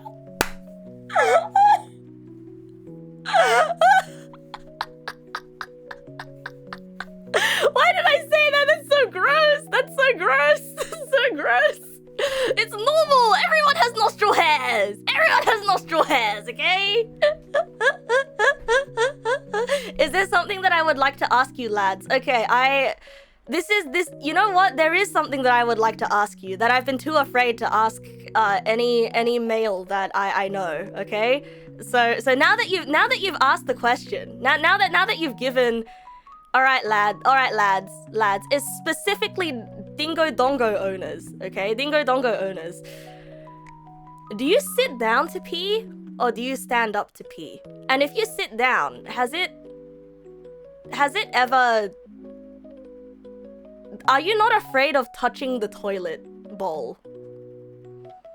Right, because I would imagine that standing up, it takes like accuracy.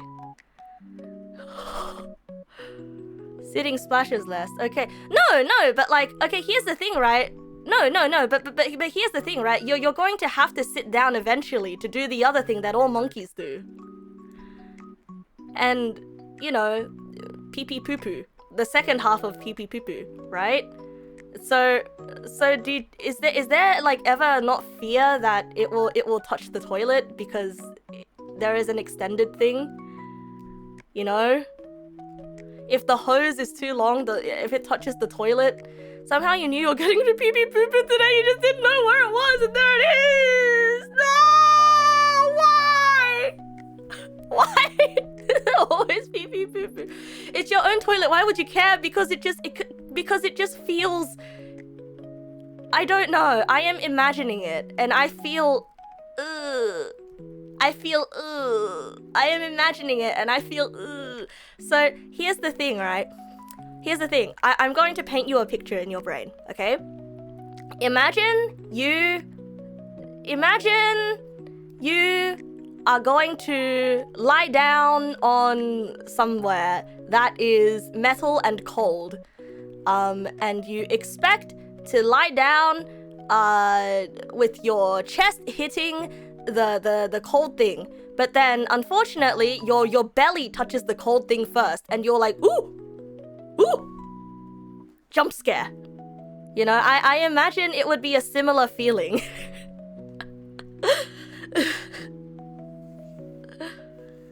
You know, like, ooh! Yeah, it happens sometimes, and yes, it feels gross. And it's not pleasant. It feels gross. Actually, yeah, I would imagine, right? And if it feels gross, it's just, how do you come back from that feeling?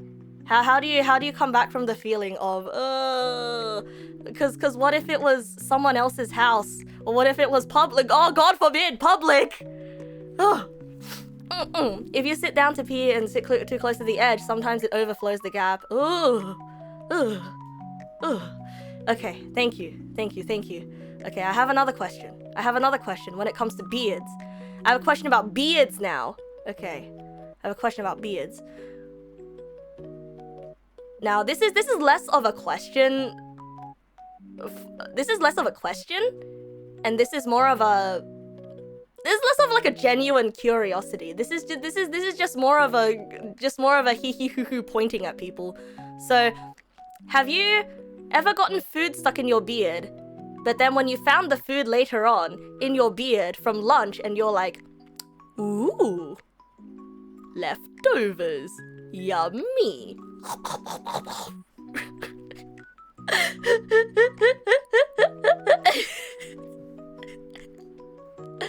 Oh.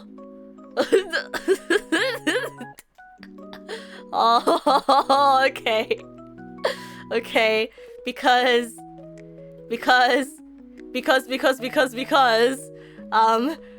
when I used to have long hair,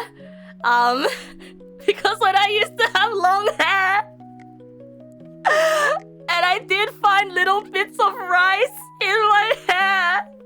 If I didn't go anywhere and if I was just at home, sometimes I would just say, ooh, yummy.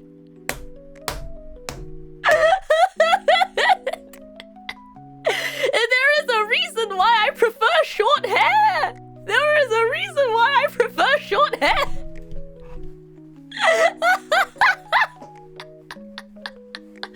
It's like when you lean over, you know, you have long hair and you manage to keep food out of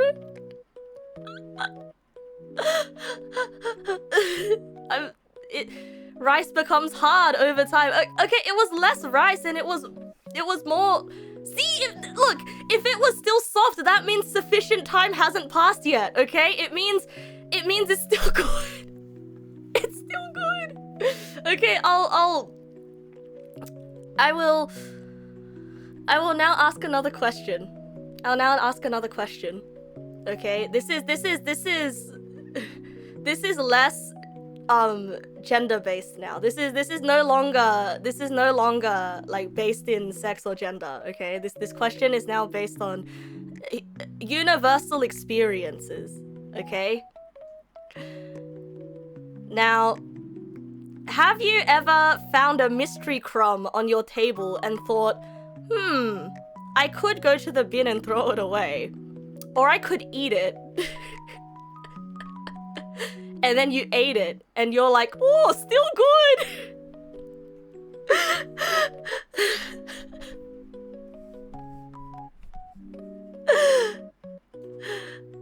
Yes! Yes, I did! Yes, I did!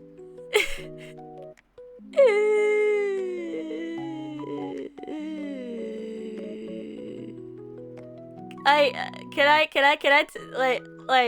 I tell you a story? Some Neg pals might have heard this story before, but when I used to work at my old job, at the office, I was having a sandwich for lunch, right?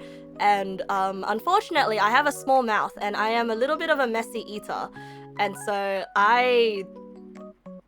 the sandwich was hot and warm, right? It was warm, and so I know that it is my sandwich, okay? So my mouth is small, and a piece of my sandwich fell out of my mouth as I was chewing it. And so I was like, oh no, it fell on the table. So then I go to the table, I pick it up, and I put it back in my mouth because 2-second rule, you know, that's normal, right? Unfortunately, the thing that I put in my mouth was a wet and a soggy. It looked like a sandwich, and it may have been a sandwich, but it was not my sandwich.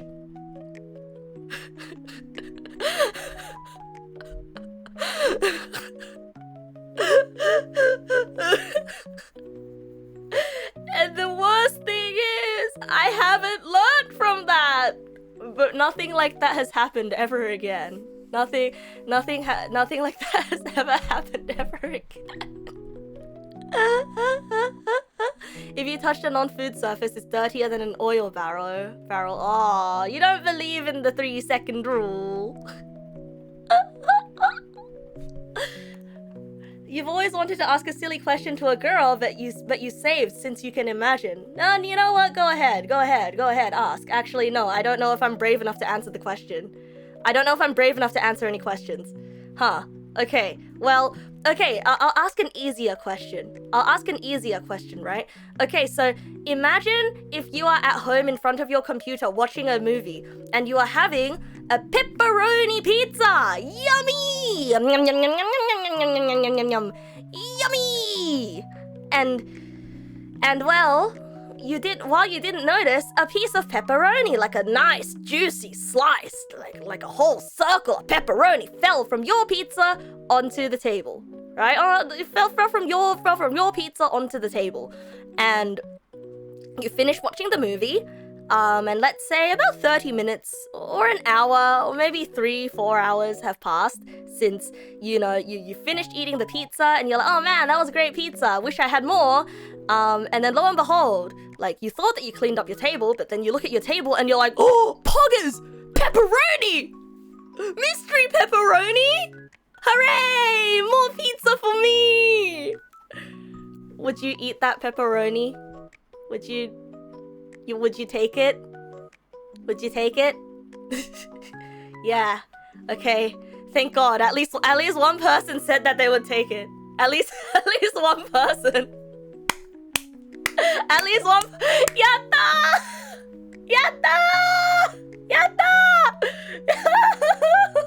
Okay.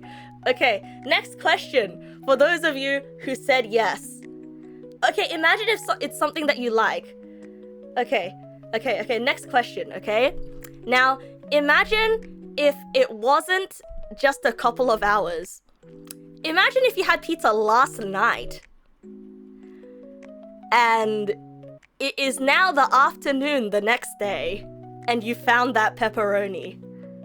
Would this change your answer?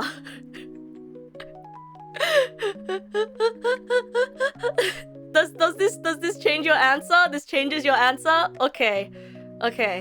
Because it wouldn't change my answer.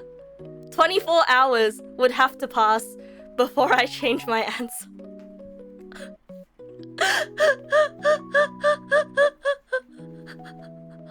If it's in the fridge, you would eat it. If it was on a table, you would not eat it. This reminds you that you once tumbled on a short stair and you had floor tasted your newly bought lunchbox when in uni. You were afraid it was dirty. You just began picking the parts that were relatively clean and putting them into your mouth. And miraculously, you didn't get an upset tummy. You would never do it again. Yeah. It is always really sad when you spill an entirely packed lunchbox. Is this why I always get sick? This is why I always get sick. Nuh-uh. This is not why I always get sick, by the way. Nuh-uh. My stomach pains are always due to werewolf week. Or, yeah, are always due to werewolf week. And also due to, like, regular colds. Okay? I've only ever gotten a stomach bug, like, once in the past 4 years. Like, a proper stomach bug. Okay? Wait, actually, no. I don't know. Actually, no. No, I think that one was a stomach bug. Okay, but it doesn't count because there was this one time that my mom tried to make ice cream and it poisoned me. One time you were in a pizza restaurant, you saw someone's table and the pizza was peeled off. Like she only ate the toppings and all was left was sauce and bread. And you ate all of it. You know, if it was socially acceptable to eat people's leftovers, I would. But this was before COVID. After COVID, I now think that everyone else is gross. You know, I think humans are gross, but I trust the floor. The floor has never hurt me. Leftover margarita, yummy. Hi, Metal Dads, welcome. What is the new hyperfixation? Oh, I've recently gotten into Magic the Gathering. The floor hurts me regularly. I don't fall over that much. Oh yeah. So you know how when you meet someone that you knew online in person for the first time, it changes your opinion of them? So this online friend that came interstate, right? I have now learned that I am the clumsiest person that they have ever met. So I guess that's also a thing that I have going, but I'm surprised that they didn't know that I was clumsy already. I mean, you guys can tell that I'm clumsy, right? They saw me fall over while trying to pick something off the ground. They saw me fall over while I was trying to pick something up. They were like, "Oh, could you get me a tissue?" And I was like, "Yeah." And I tried to go for the furthest away tissue box while also tripping over several things at once. And then not only did I not get the tissue box, but I knocked the tissue box onto the floor. So I had to bend over and grab the tissue box on the floor when there was a closer tissue box the entire time.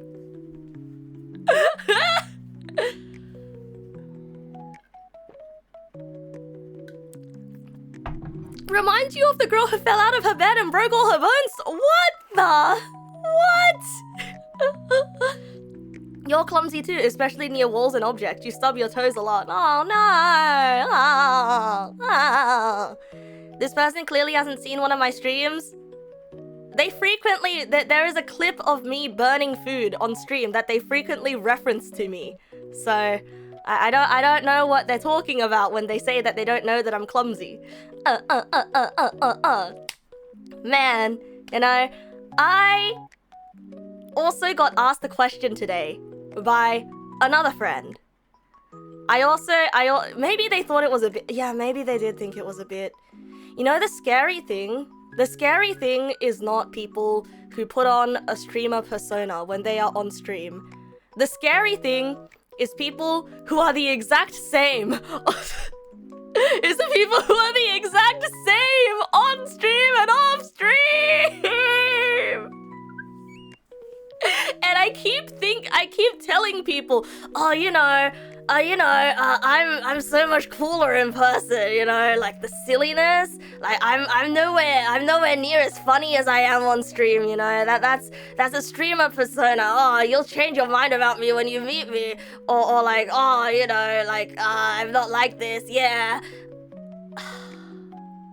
I have made online friends who have seen me stream, and then they meet me and they're like, oh, so you're just like this. It's me. You're just like... And I hate this because I want to be mysterious, okay? I want to be mysterious. I want you to think that I have secrets. It's not that I want to deceive you. It's not that I want to deceive you. It's just that I want to be mysterious, like other VTubers or other streamers too. Okay? I want you to think that there's something going on under the hood. Like I want you to be like, ooh, what's she hiding? Ooh, what's she actually like? Ooh, I wonder how she truly feels. Ooh, you know. But no, I'm just like this. I have 3 tongues and no secrets. I want to be cool, and being cool requires having a secret or 2. I am reading myself like an open book. I guess. I am the bedtime story. Neg, secretless. Like if I was a card, if I was a Yu-Gi-Oh card, I would not be a trap card. You know, I'm not even a spell card, you see? I'm not like a spell that you cast. I'm just your good, honest creature that does damage. You know, that's also my playstyle when it comes to card games, you know? I don't like doing this, like, twisty, turny, secrety stuff. I like good, honest gameplay that's all about dropping big numbers and hitting big. Yeah. Card game, your brain heard spell card and thought of Toho. I'm just a creature. Don't hurt me, I'm just a 10/10 creature that costs 6 mana to play. Wah! I don't do anything special, I'm just a vanilla creature. Wah! You thought I was a scry spell because I'm an open book. Ah! Oh yeah, maybe. But be better to be myself. You should think those who mind don't matter and those who matter don't mind. Hi, little mustard puddle. Hello, hi. What's happening? Oh, I'm talking about how I want to have secrets. I want to be at least a little bit mysterious. I do have secrets though, that I wish didn't have to be secrets. Like my home address, my credit card number. Where I went to school, my mother's maiden name. But you do know the name of my first pet though. It's in the FAQ.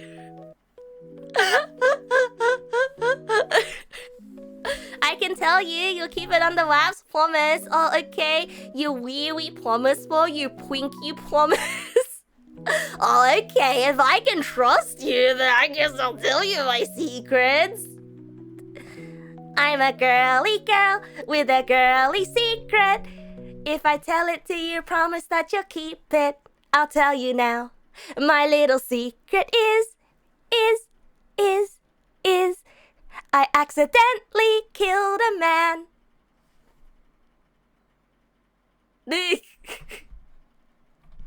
Anyway. Wait.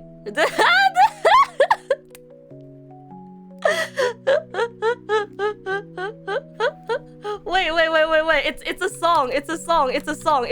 a song called Girly Secret. It's been stuck in my head.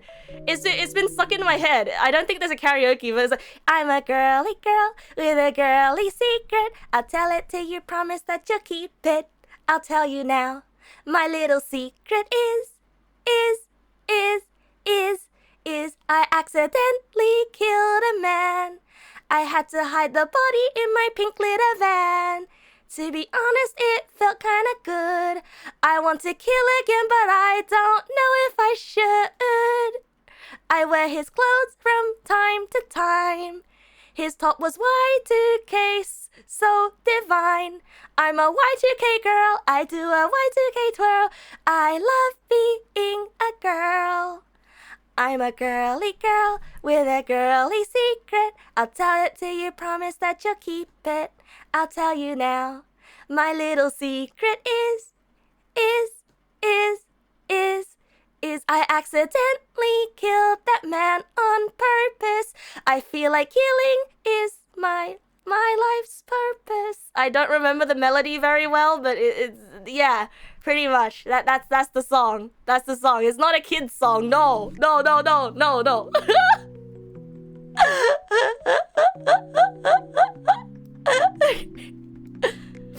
Yeah, voice P standing up, girls kill people. It is what it is. It turns into metal after that. Oh, it sure does. Is it a new hit anime? Perhaps. Yeah, maybe if you want secrets, you can try to keep a secret diary where I can keep my secrets. Oh! But it won't be a secret anymore if I write it down. No, okay, seriously though. If I had to be serious, okay, there are secrets I'm keeping from you that are not secrets. I have OCs. Yeah, but I want to tell you about my OCs. I really want to tell you about my OCs. But I can't tell you about my OCs because my friend is putting it in the game. My friend is putting my OCs in their game, and then it's gonna get published under their real name, and then it's gonna be messy because then it's like, ooh, I can dox her, and then that's gonna be bad. Yeah. Simply betray your friendship. No, this isn't an issue about betraying my friendship. It's about keeping myself safe. You know, I hate keeping myself safe. I hate having to keep myself safe. It ruins all the fun. Like, what if I wanted to run in traffic next to cars to see if I can run as fast as a car? But no, safety means that I can't run next to cars. What if I just wanted to race a car?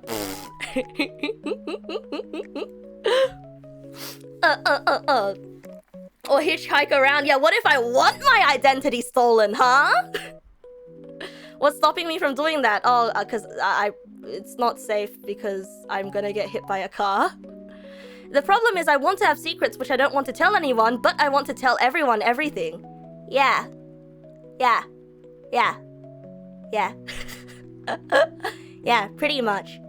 No, but like the secrets that I have from you guys are boring.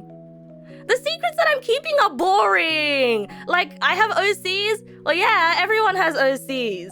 You know? Oh, yeah, my mother's maiden name. Well, everyone has a mother who has a maiden name. Oh, my credit card number? Well, most people here have credit cards with numbers. Maybe some of you guys have credit cards with, like, hieroglyphs instead. I don't know. You know, like, I want a juicy secret. Like me killing a man, which I didn't because it was the song. You know? And I want another juicy secret. Like, yeah, I want another juicy secret. Like, oh, you know, secretly, when I'm not being Neg Nasu, I actually have another alter ego named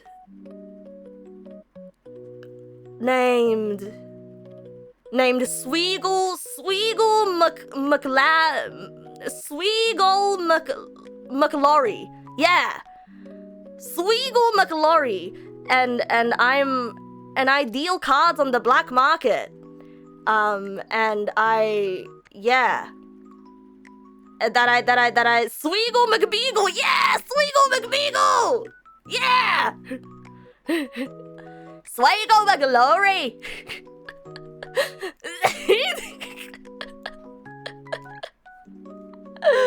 I have dirty secrets like eating something gross. Yeah, but henpai, it's not a secret. I literally just told everybody. It's not a secret if I tell people.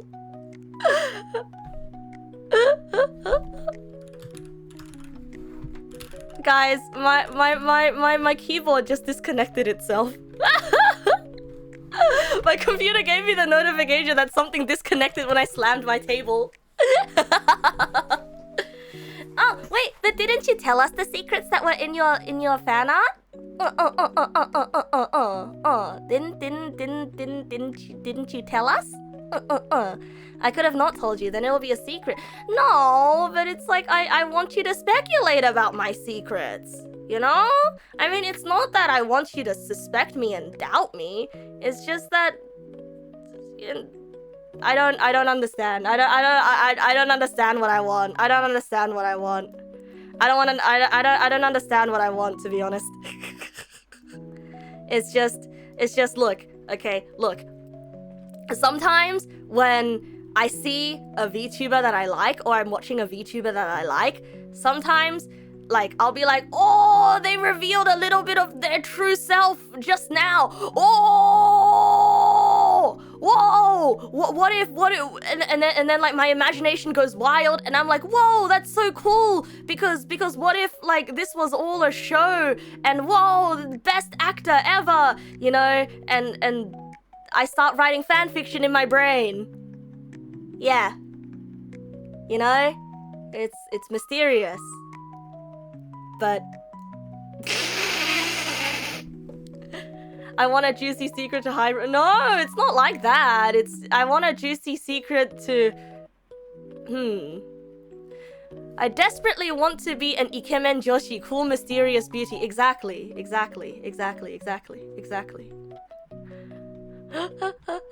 Like, I want the moment of... You know how, like... Okay.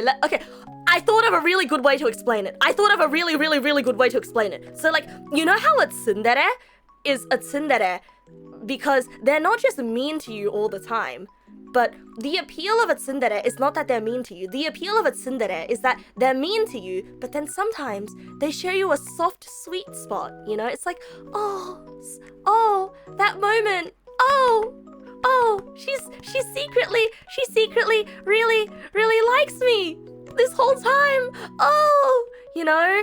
And then she goes back to being mean, but then you hang on to that little bit of sweetness because you're like, oh, I know that's how she truly feels deep down. So when she says the mean things, she really doesn't mean it, you know? That's the appeal of a tsundere character, right? It's because it's the sometimes. It's the sometimes, you know? It's the sometimes. But I am 100% all the time. Yeah, the bad boy in class taking care of the stray cat on rainy days trope, and then he sees you and he's like, don't tell anybody else in class, okay? And then you're like, oh, Kaito-kun. Kaito-kun is actually secretly really kind, even though he beats people up all the time. Oh, what does this mean? I'm the only one that sees his son. Pokami Poka, thank you for the follow. Thank you. Yeah, gap moe. And I want to have one of those moments, you know? I want to be the cool guy that saves the cat in the rain moment, you know? I wanna have my Kaito-kun moment. No, it's not one of my OCs, it's just a random name, okay?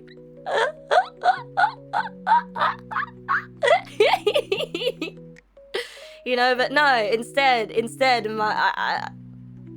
man, being an open book sucks, but it's actually not stressful at all. You don't just come up with it on the fly. Yeah, Kaito is a Vocaloid, but actually I was also thinking of Magic Kaito, from Conan. I get loads of those moments. They've just been common enough that people aren't shocked now. Oh, you're right. I guess that's what it means to truly know someone. Wait, maybe the real secret was knowing someone well enough that there are no more secrets. Because you're comfortable enough to not have secrets and still be around them. Maybe that was the true secret all... Maybe the true secret was the friends we made along the way.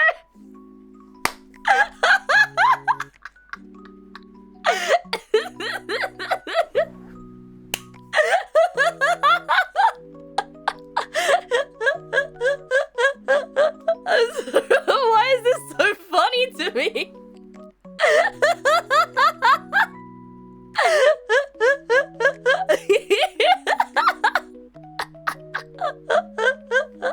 No, because like if we think about the tsundere guy with the cat in the rain, right? Like you have the gap moe moment when you first meet them, but then like after the girl gets together with the guy, like it would be a really big problem if he treats her like shit all the time and only treats her well, like, 20% of the time.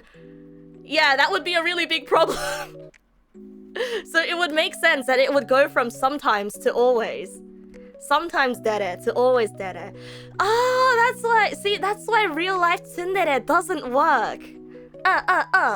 I told you guys about me in high school trying to be friends with this girl. Oh my god, it's all coming together now. Oh my god, it's all coming together now. So remember how earlier I told you guys my sense of humor was to terrorize someone until they liked me? the way that I make friends is to terrorize them until they like me, right? And some Neg pals may remember this particular story, but it's all making sense to me now. Because tsundere doesn't work in real life. If someone doesn't like you, they just don't like you. Because in high school, there was this... I watched too much anime, but there was this girl who was clearly annoyed by me. And I thought it would be fun to continue to annoy her, thinking that we were actually best friends and that she was in on the bit because that's how tsundere in anime behave. And there's always... in anime, there's the annoying guy who's always the annoying person who's always with the tsundere, but the tsundere tells them to cut it out, but the tsundere actually doesn't mean it. Well, I thought that she and I were chill like that. I thought that we were chill like that until one day she had to say, "Stop. Stop. It's really annoying. I'm not your friend."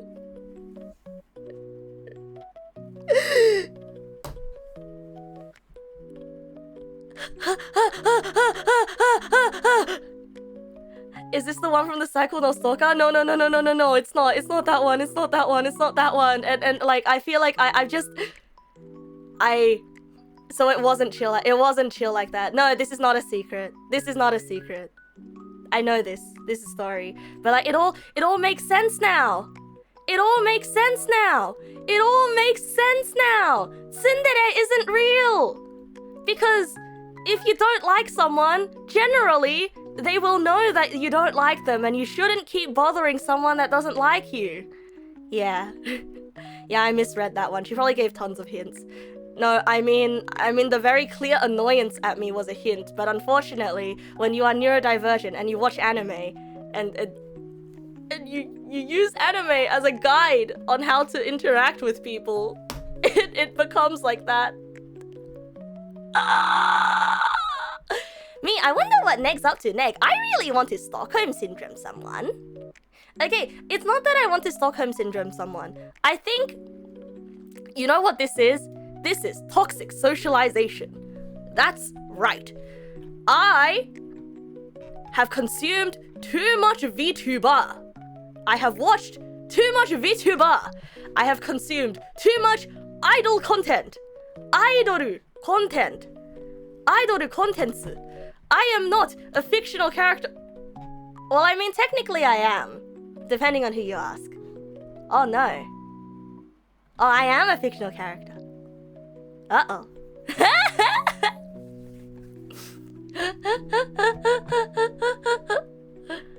And therefore, the things that happen to fictional characters do not happen with real people. I'm real. That's right. Neg Nasu is real. Neg Nasu can hurt you. Yeah. That's right. That's right. To all of you guys who kept telling yourself Neg Nasu isn't real, she can't hurt you. Oh, she absolutely can hurt you. Neg Nasu is very real and she can absolutely hurt you. Be careful. Be very, very careful.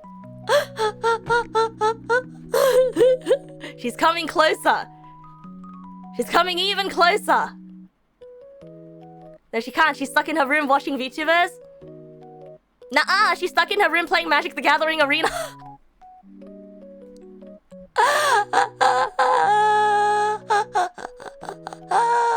The threat that Neg Nasu actually exists in real life. VTuber running at your house right now. You know, the thing is, my online friend forgot what I looked like. And I've had situations where I meet online friend IRL, we pick a place to meet, a public place to meet, and just based on my body language, they knew immediately that it was me. They knew it was me just because of the way that I exist. That's right. The thought that Neg Nass actually exists in real life is a threat. It is an imminent threat. Are you real? Are we real? Or is it a perception of our brains? Yes, we are real. Yes, we are all real. We are all real. The VTuber is running at my house right now. It is? I guess I am the VTuber in my house. You tell me you don't have purple hair and wolf ears IRL? Oh no, those are real. These are real. I do have these. No, I am real. I am real. I am very, very real.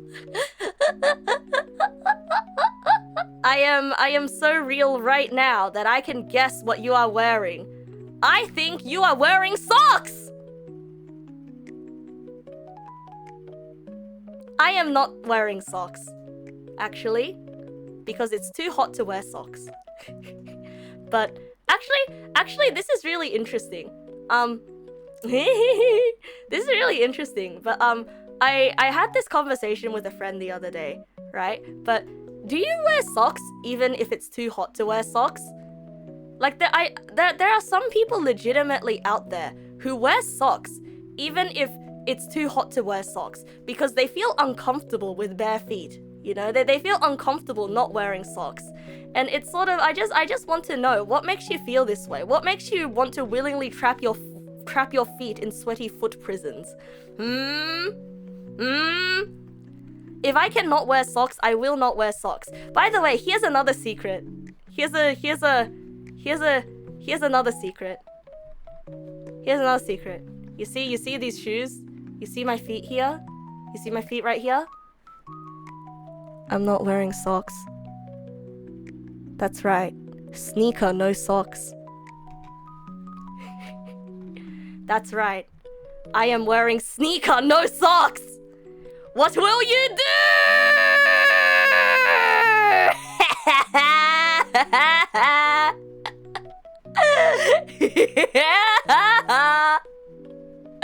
You're in Australia. You're in trackies and socks right now. I've got you figured it out. That's vile. Okay. To be fair. I will wear sneakers with socks if I know that I will be running or if I know that I will be outside for a long period of time. But if I am just going to the store, I will not wear socks. Because I do not like the feeling of socks. Is that frowned upon or something? Yes, it is very frowned upon. You think it's actually illegal?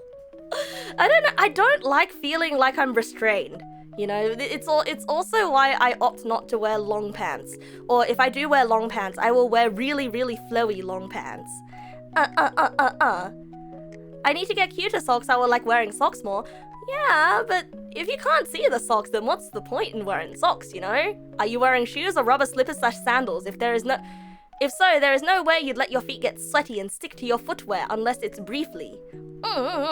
You once saw someone barefoot at the supermarket in the city without shoes. Uh-oh. Oh no. Uh-oh. Oh no! Uh-oh! Oh no! Ooh! Uh-oh! Oh no! Is it uncommon? Yes! It's very uncommon for people to be barefoot. I think it is bad practice. It is bad practice to be barefoot. Wait, really? It's common in New Zealand. Hi, Roger. Good evening. Hello. Thank you for the resub wall. Thank you.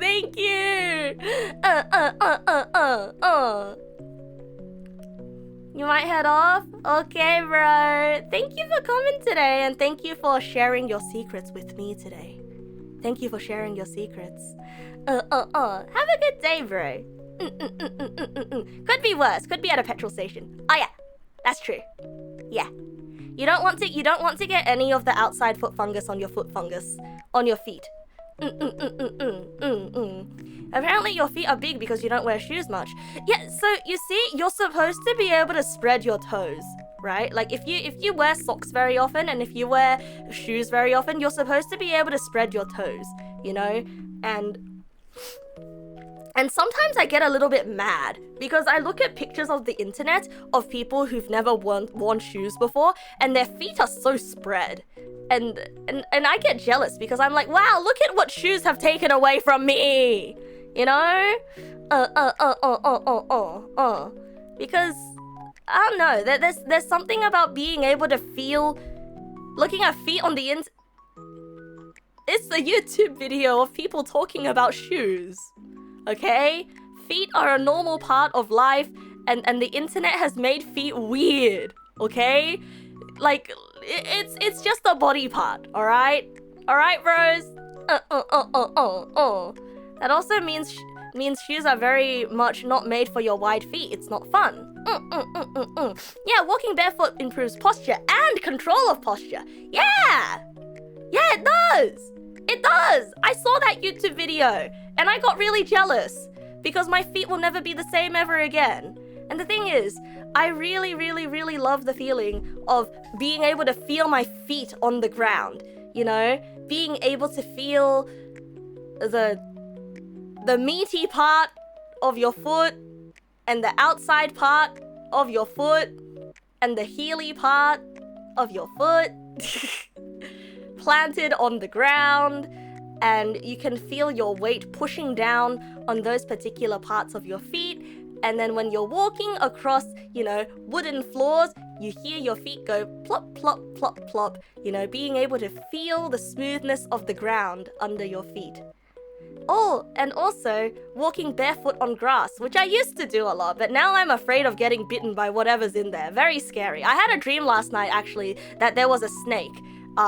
And I had to fight a snake to go home because the snake was in my driveway and I could not go home until I passed the snake. But every time I tried to I got near, the snake would threaten to kill me. It was very scary. Yeah, you feel like that would be risking a bunch of diseases. Yeah, like my dad's always warned me against walking barefoot anywhere.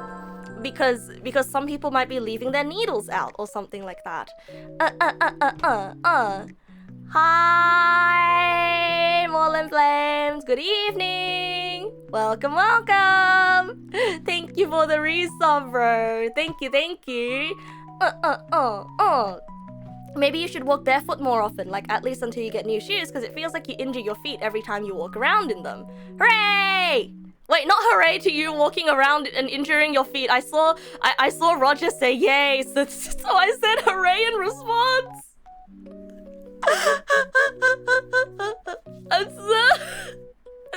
Not hooray to you injuring your feet. Not hooray. You could accidentally get warts on your foot if you step in the wrong places or accidentally step on dog poop. I mean, stepping on dog poop is easy. You just wash it off. Hooray! Injuries! A shoe once saved you from a rusty nail stabbing you. Ugh. The world is dangerous and that's why clothes exist. But clothes are so uncomfortable, you know? You ever get to the end of the day and you're taking off your clothes to shower? Ooh, yeah, you gotta take off your clothes. Naked underneath clothes. Scandalous. Anyway, I said all that before anyone else could say that. Anyway, you know, you ever get to the end of the day and you're taking off your clothes to go to the shower, and then for a brief moment, like, wear your clothes, especially if you're wearing clothes that have elastics or anything that's ever tight. You know, you take off your clothes and then you feel the indents on your skin and it's itchy. Oh, it's so itchy.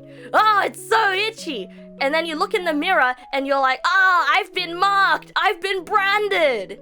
And that moment when you're in the shower, between being in the shower, coming out of the shower, and being wrapped in a blankie, you know, being wrapped in a blankie afterwards and having no clothes, it feels so relaxing.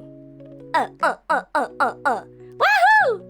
Take off your shirt, pants, undies, skin, hop in the shower, get out dry, get up, and get into bed without taking off your socks. What is wrong with you? Why? All your clothes are baggy because you don't like the feel of most fabrics. Hi, Crimson Streams. Welcome. Yeah, you know, and this goes out to all you glasses wearers, okay? You know that part behind your ear? Yeah, that part that's holding all the weight of your glasses behind your ear. And if you wear headphones, it's kind of clamped against your head. Are you feeling that? Are you feeling the pressure there? You're feeling the pressure there right now? Doesn't it feel itchy? Don't you want to take your glasses off and just go scratch, scratch, scratch, scratch, scratch, scratch, scratch? Don't you just want to do that? You know? Evil.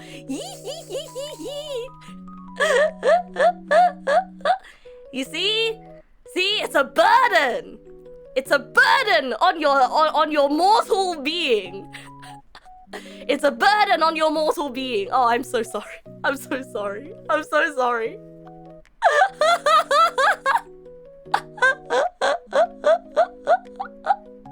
No, your head is too wide, so your headphones aren't very tight on you. You can wear glasses. Okay. Well, you're in the minority. The burden of clothing, the burden of being encumbered. Like, we carry so much with us every day. We carry so much with us. And also another reason why I prefer short hair is because, did you know hair is really heavy? Like, I used to have neck problems because my hair was heavy, and putting it in a ponytail doesn't help. It just creates a pendulum of weight that goes swish, swish, swish, swish.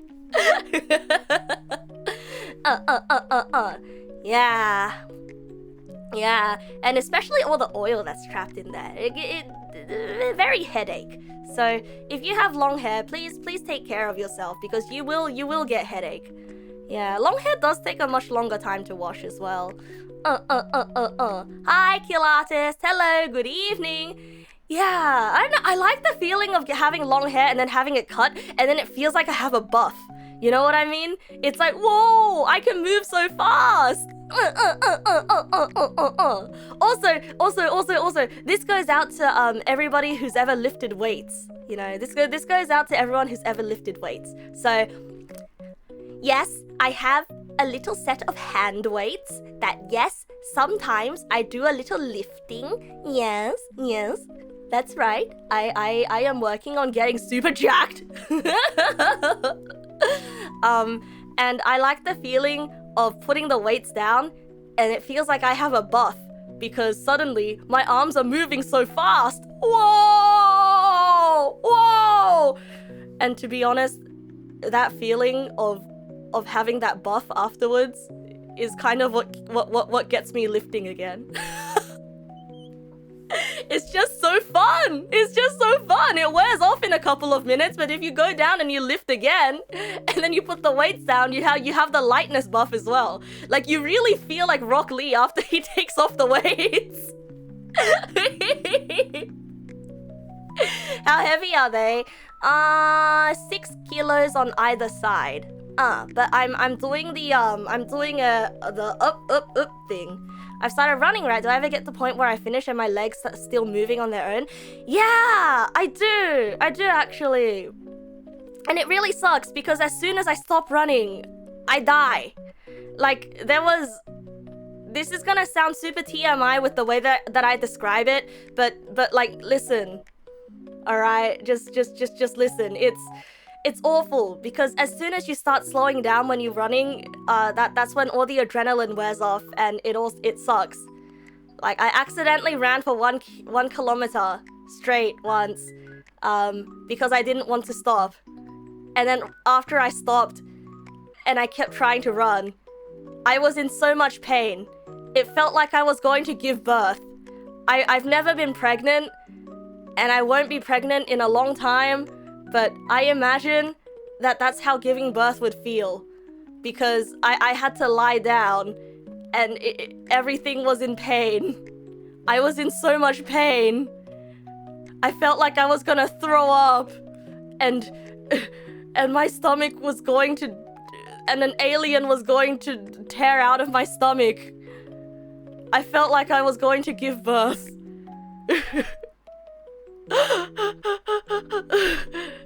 Why did I have to bring that up? No, because that's how I felt. That's how I felt.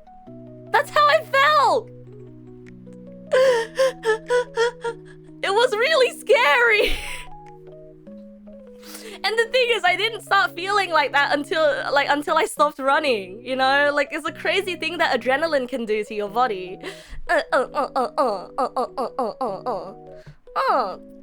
An example of how a lot that we perceive is relative. Exactly.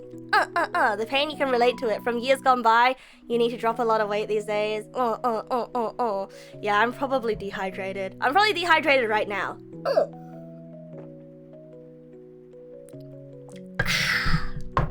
Yummy! Yum yum yum yum yum yum yum yum yum yum yum yum yum yum.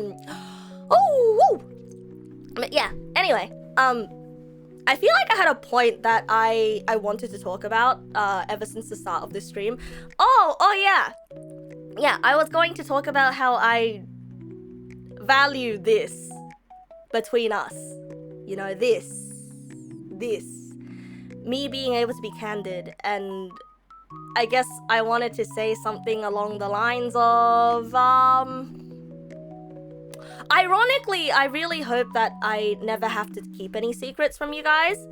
And I think the most important thing that I wanted to say was just to reveal that, like, you know, I might not be on the best of terms with everybody, because it's made me want to be more forthright with this stuff. Like, one of my dear friends also went through something last week. One of my dear friends also went through something last week where an entire group of friends was kind of fractured because a few people got a very good job opportunity. And those people, they ended up meeting a bunch of new people, quote unquote cool new people, and more new opportunities, and they just couldn't say, they couldn't say that they'd moved on, and they kept saying, no, I'm not going anywhere, and it's just made me, I don't know, everything's made me consider a lot, and it's made me think, you know, screw appearances, right? Screw appearances, you know? Like, I hate the idea that I have to act like a professional when it comes to my hobby, which is hanging out with you guys, you know? Like, I don't have an obligation to any kind of quote-unquote professionalism, so it's sort of like, I felt like it was a good time to tell you guys if I'm not on good terms with someone, or if I am on good terms with someone, or whatever, or yada yada. Like, good terms is a really hard thing to define, because it's not like I'm enemies with anyone per se, but it's more like, oh, I had an oopsie with these people and they don't really like me anymore, kind of thing, you know?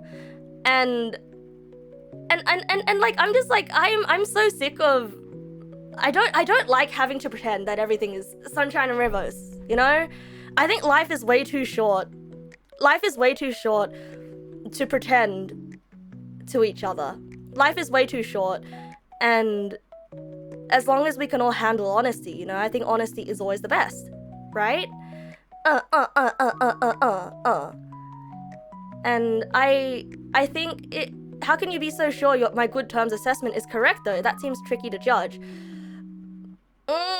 If it's been said out loud, then it's been said out loud, you know? Yeah, it's usually more like awkward than hatred. Right. And sadly, people on the internet blow these things kind of way out of proportion. Exactly. And so, it may be irresponsible and immature of me to say that if I ever get into a conflict with someone, let's say that I regularly collab with, I'm probably just gonna tell you guys from now on, you know? I'm probably just gonna tell you guys, hey, this person and I, we're not cool anymore. Or if I'm like not super close friends with someone, but we had a good time, like, I think I'll be like honest about these things, you know? Because I don't like it when friendships are commodified. especially with the thing that happened to my friend over the past week. Like, I don't like it when people treat friendships and connections like a thing to have something to be gained from. Yeah, life is too short to last long. Yeah! Hi, MaximoMan99. Welcome. Thank you for the raid. Hey, hi, hello. Hi. Thank you for the raid, bro. But like, yeah, no, but like genuinely though, I'm not saying this like I'm not gonna go guns blazing and like fighting everybody that I see. You know, I'm not gonna go out there and like fist fight everybody. Of course not. But it's more so like I don't like lying about things. It makes me feel so awkward. It makes me feel so awkward. So awkward. And I don't want to. Oh my god, someone's in my room. What? Fight me on that. Oh. You want to fight me on magic? Yeah, wait. Look at what I sent you. What did you send me? Huh? What'd you send me? Look at. What did you send me? Hey. What was this card called again? A heir apparent? Yeah. You made this deck? Well, no, my friend made this deck and gave it to me, and I had 39 bunnies. Because Are you using the other Bloomburrow bunnies with this one? there are some Bloomburrow bunnies. No, Like the one that buffs bunnies, cause like there's one No, I actually didn't use it with this one. There is a card that like gets a +1/+1 every time you spawn a bunny. There is, but there's also a card that just buffs all of your spells of a certain type by how many of that type you have. My god. Oh my god. Also, the reason I have so many bunnies here is because there's also a card that returns all of your cards that cost 2 or less from your graveyard. So you've been killing your own heir apparents and returning them, or they've been killing it? Well, they've been killing my bunnies, and I was like, they'll just come back. And then when they come back, they all activate at the same time. So I had 5 dead heir apparents, and they created 25 bunnies. I hate this, thank you. No worries, goodbye. Sorry, you've just inflicted Magic the Gathering on my chat. No worries, goodbye. Goodbye! It's really funny. Okay, I'll fight you with my Rack Attack deck after I'm done with stream. I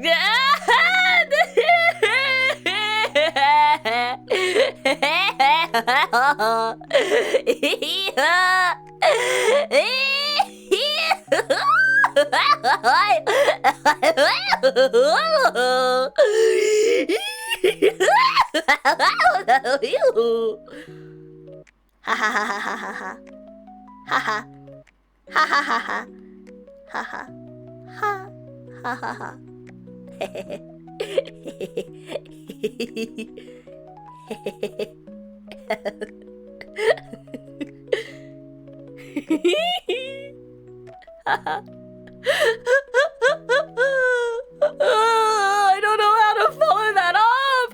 to follow that up. Sorry, that was my sister.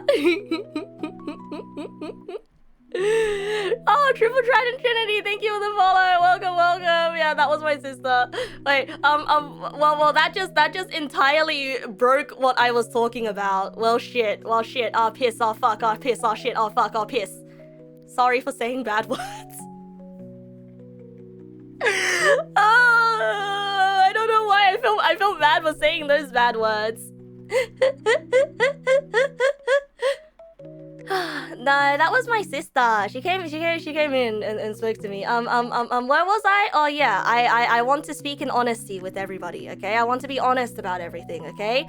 But remember years and years ago when I said that I was uncomfortable with the idea of collabs because I didn't want to commodify friendships on stream and use them as content? See, this is what I was afraid of. And then I thought that I had to break out of my shell to start collabing more. See, this is what I was afraid of. You see? Because when there is something to be gained from a friendship, it can muddy things very, very easily. Exactly. When there is something to be gained, it can create lots and lots of misunderstandings, right? And this is a hobby where some people care more about it than others.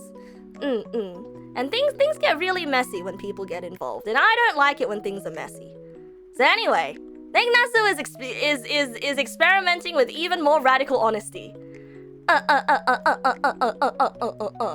nasu is experimenting with even more radical honesty.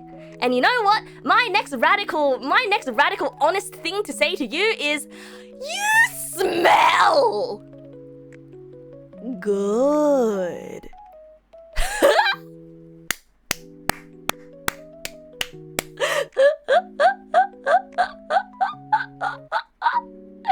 Nah, you're silly. How could I smell you from over here? How could I smell you from over here? I can't smell anything. Have you heard my nose? It's blocked. See? Yeah, you see, you just didn't think that happened in indie VTuber circles. It does, and it's not because everyone's out there to be like, oh, I'm evil and I want to use people to get numbers. Blit. Huh? Huh? Huh? Huh? What was that? Huh? What was that? Huh? Huh? Huh? It just said, huh? Huh? There was an alert. Huh? Thanks, huh? Thank you, huh? I think that was a Stream Elements donation, huh? Huh? I also heard a huh? Huh? Why did it say huh? Huh? Huh? My demons are saying huh at me. Huh? Thank you. Thank you. Huh? The voices are getting to me. Oh yeah. Something else that's interesting that happened. I was the target of credit card fraud. My credit card got frauded. So I had to cancel it and order a new one. Hooray! They tried to buy $200 worth of stamps from stamps.com. I kid you. Why am I excited? Because it's never happened to me before. The card I worked so hard to find that one time. Yeah, yay, hooray, critic! Because it's never happened to me before, so I feel like once again I've been let into a secret club or something. Haven't I told you guys? Haven't I told you guys? When I was a kid, I was really jealous of everyone else who's gotten stung by a bee, because everyone keeps talking about their bee sting experiences, you know, and like I was like, oh man, I've never gotten stung by a bee before. It was like a rite of passage, and I was really excited when I got stung by a bee that it didn't even hurt me, because the adrenaline and the excitement of getting stung by a bee was overriding that. So like this is kind of similar to the getting stung by a bee story. I've passed like a rite of passage. Yippee! I have to reorder a card, and I had the experience of canceling my card. Now I can join in conversations on like, oh yeah, credit card fraudsters are everywhere these days. Oh man, they probably swiped me while I was on public transport. We really have to be careful about where we put our credit card numbers. You know, we have to use one of those anti-RFID cases. Otherwise, our credit cards could be scanned by people. Yeah. You know, I can join in now. A bee landed on you once in primary school, but it didn't sting you. Everyone was saying, it's gonna sting, it's gonna sting, it's gonna sting. They just flew away. I mean, bees only sting if they feel threatened, you know? What did the person with my credit card info try to buy? They tried to spend $200 on stamps.com. Stamps.com. Stamps.com, okay? Stamps.com. Yeah. Oh yeah, I was gonna say something else. I was gonna talk about other things. Oh wait, before I talked about the credit card fraud, that's right. I was experimenting with radical honesty. Oh yeah, and... Oh Oh yeah, I was talking about how, like, you know, sometimes people aren't just doing the numbers. Yes, I will be friends with this person. I'm gonna use them to socially climb. A lot of the time, it's not like that when I say people have something to gain from keeping sunshines and rainbows. It's because it's uncomfortable and it's awkward to say, hey, things aren't sunshine and rainbows. And it's awkward. And so it's easier to ignore it and pretend that it's all sunshine and rainbows. But you know what? I'm not a coward. I'm not a coward. I'm gonna say that there are no sunshines and rainbows, but there still is a leprechaun, and the leprechaun is me. That's right. Being honest can be awkward sometimes, but it's always the best policy. It's me. It's me. There may be no sunshines, there may be no rainbows, but I'm the leprechaun, and you will always find me. Time after time, na na na na na na, and you will find me. Time after time. Yeah, because you know how you find a leprechaun at the end of the rainbow with a pot of gold? I'm the leprechaun. Even if there are no sunshines and no rainbows, I will always be there. I'm the perpetual leprechaun that will always be around for you, bro. Okay? Don't forget it. Yeah, it's safer rather than it's just easy. I suppose so. I suppose so. It is safer. It is safer, but I also think that I personally think it's irresponsible. You know? Especially because it's a thing that involves people, right? Like, I think it's irresponsible. Cause, like, dishonesty simply causes issues, and people are not stupid. I think a lot of the time, like, people treat stream viewers like they are stupid, you know? Like, it's like if you tell a lie, people can tell, a lot of the time people can tell that you are telling a lie, and it's never sat well with me. Maybe it's because I'm always are those real friends at that point? Like, if you can't deal with the truth and you have to ignore things tearing you apart to just keep face. I think I disagree. I disagree that, like, oh, they're not real friends. Blah, blah, blah, blah, blah, blah. I disagree, right? I think a lot of the time there are people who are very anxious about that kind of stuff, and it's not up to me to say whether that's duplicitous of them or whether it's a bad thing for them to be concerned about. Because, like, emotional damage, like, we joke about emotional damage and psychic damage, but emotional damage and psychic damage, that's a real thing to people, bro. Right? That's a real thing. But it's just, I don't want to treat you guys like you are stupid. You know, if something happened and I just say, oh yeah, nah, it's not like that, no, and I lie to you about that, like, that's like, I feel like that's disrespectful. I feel like that's disrespectful, especially if you're, like, asking directly about it. Streamers are people, viewers are people, all people. We all feel away from words, and we normally understand how we feel ourselves. Right. Anxious is one thing. Self-conceited imagery does follow what Metal Death and you are thinking. I guess so, but I also think it's very unkind to immediately think that people are self-conceited, you know? Like, I think it's very, very unkind. There are a lot of reasons why people would want to rather keep an image. Like, say for example, what if, you know, they're worried that, say for example, if they had a fight with someone, they're worried that people are gonna blame them. And yeah, absolutes are dangerous. Right. Absolutes are dangerous. But it's okay, right? I trust you guys because I feel like I've taught you well, right? Ding!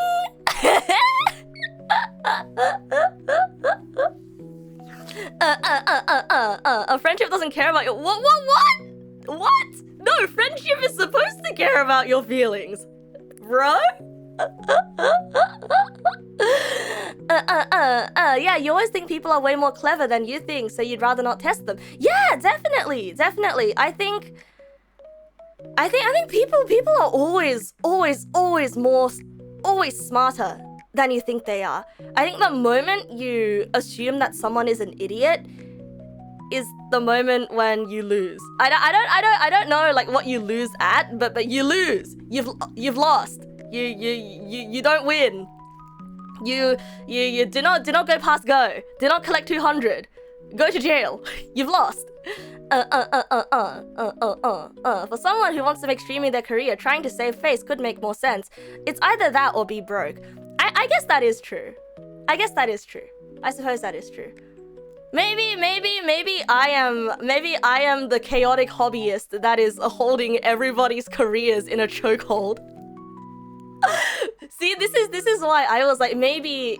See, in a way, right? Like, there's always two sides to a situation. Because from my perspective, I'm being honest and fair to you guys. But from someone else's perspective, I could be being selfish and immature for, you know, a whole variety of reasons. And I think both are true. But if you try to call me unprofessional, I will punch you in the face because I will punch you in the throat, I'll punch you in the face, I'll throw a rock at your vase, and then I'll tie all of your shoelaces together because this is my hobby. Don't call me unprofessional. I can pee poo fart on stream as much as I want.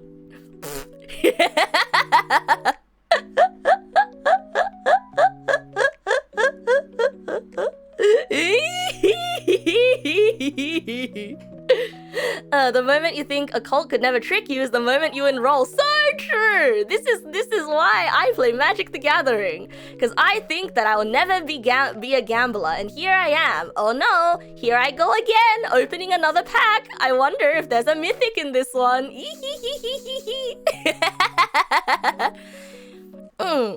If it's your hobby that you do as a hobby, it's unprofessional by definition. Yeah, I suppose that's true. But if you try to criticize me for being unprofessional, I will punch you in the throat, punch you in the face, throw a rock at your knee. I don't know, all that stuff, right? Because I have gotten a very angry email from someone that I banned once for being unprofessional. I'm still salty about that, okay? For being unprofessional. They're like, you will never grow as a streamer because of the way that you ban people and you treat people this way. And I got unreasonably mad because I'm like, wow.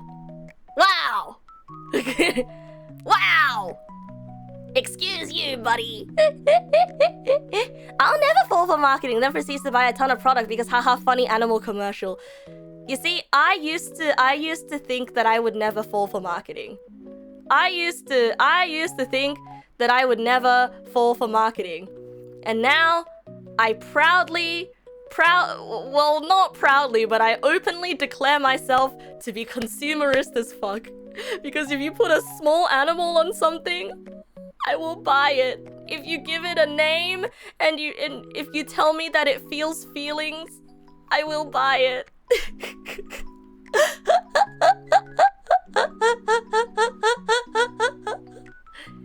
You got tricked by drop shipping products? Oh no, how did that happen? How'd that happen? You used to fall for marketing, now marketing sucks and you watch old ad compilations on YouTube. Oh, but marketing isn't just ad videos, bro. Marketing could be anything. Like, adding a hat, will I buy it too? Maybe. Would you disappoint Jimmy the cat by not buying this product? No. Wait, no, Jimmy the cat doesn't sound like he would be cute. Jimmy the cat sounds like he would be sleazy. Jimmy the cat sounds like a product made by old people who think that this design is cute, but it's actually not cute. It actually looks horrifying, and I will not buy Jimmy the cat. No, fuck you, Jimmy the cat. I hate you. Jimmy, you are not cute.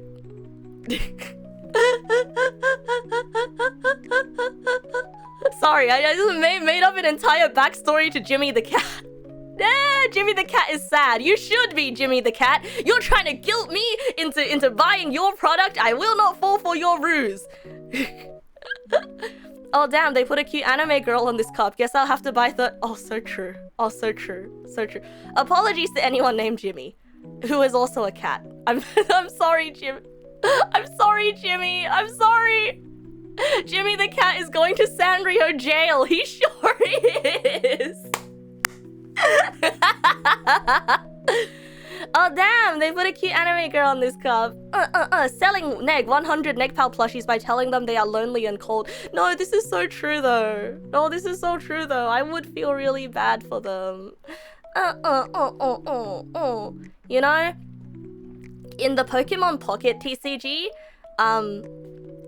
I saw somebody on the subreddit call a Pokemon really bad and that nobody would use it, and because I felt so bad for that Pokemon, I built a deck entirely around them and played like 20 games, which were all losses by the way, just because I felt bad for it.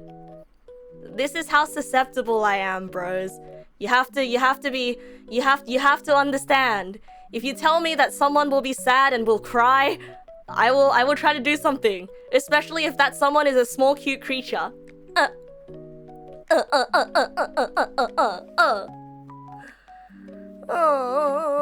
Time for a new VTuber named Jimmy the Cat. There shall be drama. This is fine. Jimmy the Cat does not exist yet. We hate Jimmy the Cat. I will become a Jimmy the Cat hate channel. My entire content will be dedicated to hating Jimmy the Cat. We will hate watch Jimmy the Cat streams. You also love to play the worst cards, but you intend to win with them. Absolutely, absolutely. My favorite part of deck building games, my favorite part of card games is playing weird shit. You know, my favorite part is just the joy of being like, ooh, I wonder if I put this and this together, I wonder what will happen.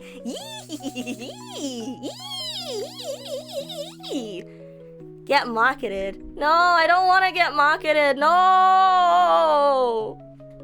Being off meta is funny because people don't expect it, which can lead to funny wins. But it really depends, okay? Because there is a type of player who will get really, really angry when they lose to something off meta. Like, I'd say it's 50-50. Like, 50% of people will think it's really funny that they lost to something off meta, and they'll think it's really, really funny. And 50% of people will get really angry. So, okay, so I want to tell you guys about how I lost in Pokemon Pocket TCG once. So, you know how Pokemon the Pokemon TCG works, right? So, I'm just gonna make everything easy for you. If you beat 3 Pokemon, if you kill 3 Pokemon, if you knock out 3 Pokemon, you win, right? But if your opponent doesn't have a Pokemon on their bench or their active spot, they also lose, right? So, I was once playing against an Aerodactyl, and what Aerodactyl does is it will flip a coin, and if it lands on heads, it will send the Pokemon in your active spot back to your hand. So, well, I only had 1 Pokemon, and how I lost was their Aerodactyl sent my guy back to my hand, and then I lost. And it was really upsetting, but it was also really, really funny. Now there is a type of person who would lose to this and just be really, really, really angry. They will just be really angry because, wah, this shouldn't be allowed to work, wah, fix this, wah, you know. But most people will find it very funny. Like, my sister even told me to be careful with Magic the Gathering, because she told me, oh, just be careful. Like, with games like these, especially if you try to climb the meta, like, if you try to climb the ladder, or if you get really into it, like, it's really easy to get emotionally invested, and knowing you know, it could get really, really upsetting. And it's just, these PvP matches, they just feel so high emotional stakes. You just gotta be careful, you know? And she says this as someone who used to be a ranked Hearthstone player. So, I don't know. I genuinely don't know. Getting tilted after a prank at the... Oh, Tilted Towers. Is that a Fortnite reference? Well, those people are stupid because more than one coin flip will lead to your loss. The only time you were angry about TCG games is because of MTG, and it was because of a blue deck. Oh yeah, it was! Oh yeah! Hey! So blue decks in Magic the Gathering are like, haha, you don't get to do anything because I just play a spell to send everything you play back. That's why it makes you angry. So, so our friend from interstate was teaching us how to play Magic, right? And so I had another friend who played a blue deck, and I started being mean to this person and not shaking their hand after a game. And they were like, "Wow, Neg's being mean to me. She didn't shake my hand." And you know what the friend that came interstate said?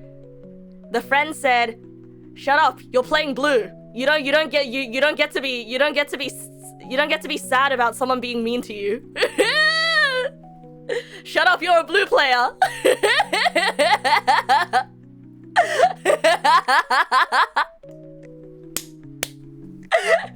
So it's one of those silence blue player.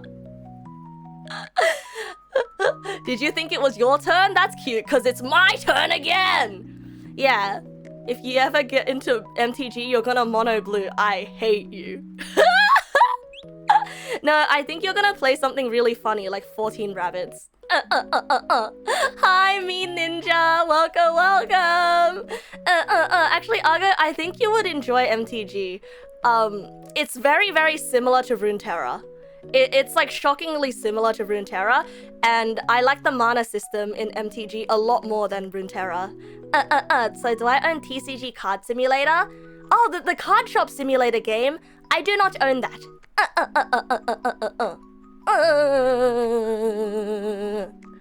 Yeah. The urge to play Pokemon Pocket TCG just to make a Misty deck. Oh, but people hate you if you make a Misty deck. You played MTG once at uni, you can't remember what colors you had though. One of them was green? I mean, you don't necessarily like main a color. You're just like, you're always making decks, you know? You've only got experience mono red with Landfall, it was caught, and a bit of green. Oh, were you playing the dinosaur deck? Did I ever finish that game? Which game? Me-side. Yes! Me-side! We will be finishing Me-side tomorrow, because today I just wanted to have a stream to catch up with everyone and to just chat a bunch. I just wanted to chat a bunch with everyone about how I am now into Magic the Gathering, and if you would like to play Magic the Gathering with me, join Discord and ping me. Yeah. Abby Himiko, thank you for the follow. Oh, and also Ali, man with many numbers. I don't want to call you a bot because that would be very rude, but you have lots of numbers and I wouldn't remember that many numbers when I'm logging into Twitch if I were you. Thank you for the follow as well. My wife Mita misses me. She's not my wife. But she's not my wife. I never finished Dog Island. Oh shit, you're right. I should probably finish Dog Island. I actually am interested in how Dog Island ends. It's just, I was so sick of the sniffing mechanic. She's not my wife. She wants to kill me. Oh yeah, we met the best Mita. Did I get another wife? No, I didn't get another wife. I'm wifeless right now. I'm singular. I will be responsible for another blue player in the world.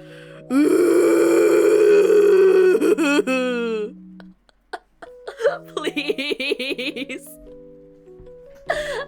Actually, Argo, it's not just blue. If you are blue green, that is apparently even more annoying than blue. So So please experiment with your numbers. With your colors. Oh yeah, the one with the glasses! The Mita with the glasses! The Mita with the glasses! Was the one I dated. Oh, I would like her. I would like her. I would like her. Mila! Yeah, it's Mila! She's not Mita, she's Mila. I like Mila. Literally, villain origin story is happening right now. Yeah, we literally just... We witnessed a villain origin story. Well, I haven't minted a new Simic player just because it's the most annoying color. I just wanted to tell you guys the story about how I was salty at my friend and didn't shake their hand because they were playing blue. Oh wow! Slim! Lil Slim! Thank you for the raid! Oh, thank you! Wait. Hi, Lil Slim! Welcome! Oh, whoa! Thank you for choosing me to raid. Oh, thank you. I was just talking about how I recently got really into Magic the Gathering. Like, I literally just started playing a few days ago. Oh, okay, we'll see you, me ninja. Thanks for dropping by. Oh, you saw me in your little recommendation. Oh, thank you, bro. Thank you. I hope you guys had a good time on VR chat. Yeah, I was talking about how recently I just got into a new card game, Magic the Gathering. And honestly though, Sombra, thank you for the follow. For those of you who've played like Slay the Spire and like a whole bunch of other card games, once you play Magic the Gathering, I feel like everything's going to make sense. You're gonna be like, oh,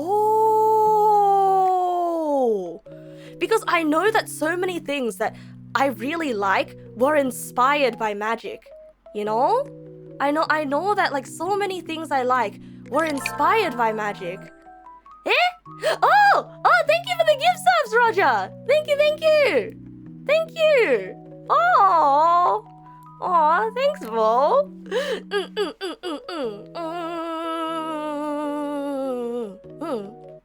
Let's see, what else did I do? I also played The Crew, and I think I just spent most of the past week playing Magic, actually. I'm addicted!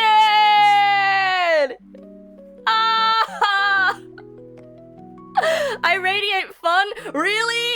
Me? Just talking about Magic the Gathering? Like a nerd? Radiates fun? Thank you, bro. Thank you. I really appreciate that.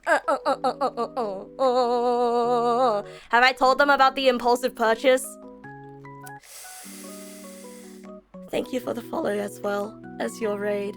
I did happen to also go splitsies on a $260 booster box for Bloomborough so I could play more draft games.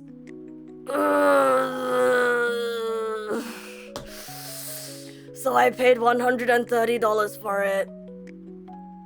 Wow.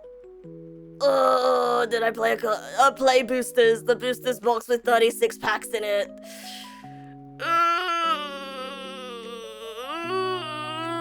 That was my secret. Remember how I told you guys that I wanted to... Remember how I told you guys that I wanted to have secrets? Remember how I told you guys that I wanted to have secrets? There's another secret that's been revealed to you guys. I really wish I didn't tell that secret, because now I'm embarrassed. See, now I'm embarrassed. Because you would have kept that a secret? No. I'm practicing radical honesty, okay? I'm practicing radical honesty. And I will have you know, the cards that we rolled in that pack, we got a $40 card. We got Three Tree City. We got a full art of Tozki, which is like $20, and we also got Season of Weaving, a full art, which is $8. So we got $68 back from 260 bucks. But you know, you can't put a price on fun. You can't put a price on fun and the good times that you spend with your friends, okay? It is the joy of opening packs together with your friends and drafting them and playing games. And you know how much that costs, bro? That is priceless, okay? It is the good fun time that is priceless. And that is my first ever purchase of Magic of the Gathering. Exactly. No, I'm not the investments. I'm just saying, wow, that's cool. It's not like I'm gonna sell them. I'm not gonna sell them. It's fun. I play with card because hee hoo hoo. I have fun card that does the no. No, I'm not gambling. I'll never spend money ever again. I'm not gonna spend money ever again. No.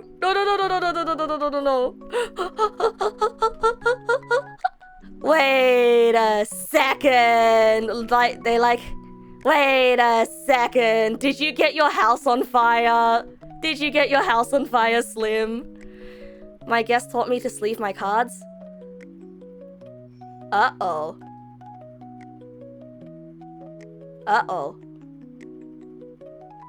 All my cards are unsleeved. Uh-oh. Maybe I should sleeve my Uh-oh. I don't think you guys would be happy. If I told you about how I shuffle my cards, right?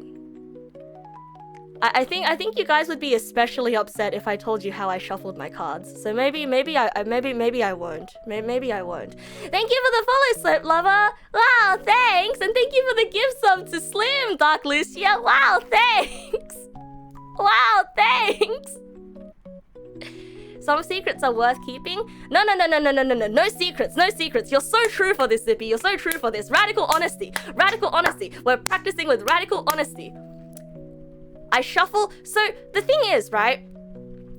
When you shuffle cards like regularly, you know, like the sideways shuffle or the topways shuffle, like you're kind of just grabbing chunks of cards, and cards that are together will stay together. So actually, it's not really shuffled. It's not a good shuffle. It's not a good mix. You know, you want to mix them up. You want to go bam, bam, bam. You want to mix them up. So what I do is I put all of my cards on the table in front of me in a big pile. And then I mix it up like I'm making a mess. But I'm not actually making a mess. I'm shuffling them. And then I mix them up. And then I push them all together again. I do the granny laundry machine. Yeah, like mud, and I just squash and swirl my hands around. Do you think if I did that in a card shop, they would kick me out? This shuffling sensory experience, it really does feel like a sensory experience. I like calling it the washing machine. Yeah, I like the word you use, Zippy. They wouldn't kick me out, but they will ask me to stop. Kick me out? No, but probably be confused and teach me how to shuffle.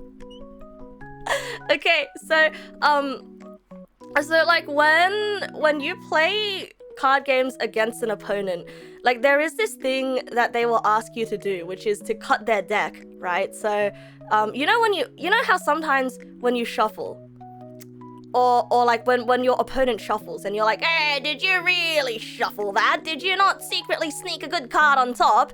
So it's sort of like it's not really about like anti-cheat. You know, it's about like, it's sort of like just a gentlemanly sportsmanship thing where they will ask you to cut the deck. So they'll give you their deck in a stack, and then they'll ask you to like, just like take off like the top of it, or like, you know, pick up half of it, grab the top half and like put the bottom half on top, yada, yada, yada. Yeah. So, here is what I did. I grabbed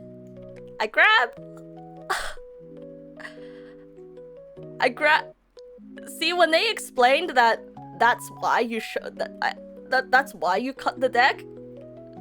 So what I do is So what I do is, I take off the top, and then I take off another part, and then I do a small version of the mud shuffle. And when I did that, I was met with a very horrific stare from the other person.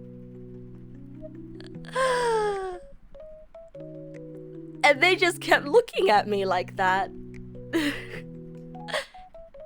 Would I get kicked out of a card shop if I did that?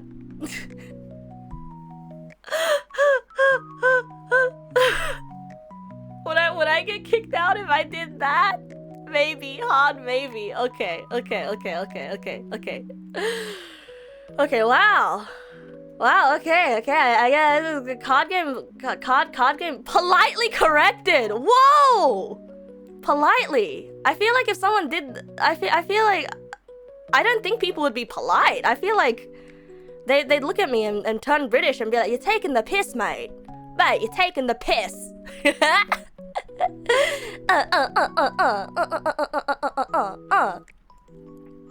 else was I gonna say? Oh yeah. I can't go back to my local card shop because remember the Snorlax story? Oh wow, wait, I was just about to... Wow, me when I brought it up immediately and Zippy immediately. Okay, so if there are any raiders that are still here, and if there are any people who haven't heard this story, buckle up, folks, for another repeat Neg Na's story. So, there was a time where I went to a card shop, my local card shop, and I was there to buy a Pokemon pack because I liked the pictures on the Pokemon card. I wasn't banned, but I went to the card shop, and granted, I may have been zooted out on meds.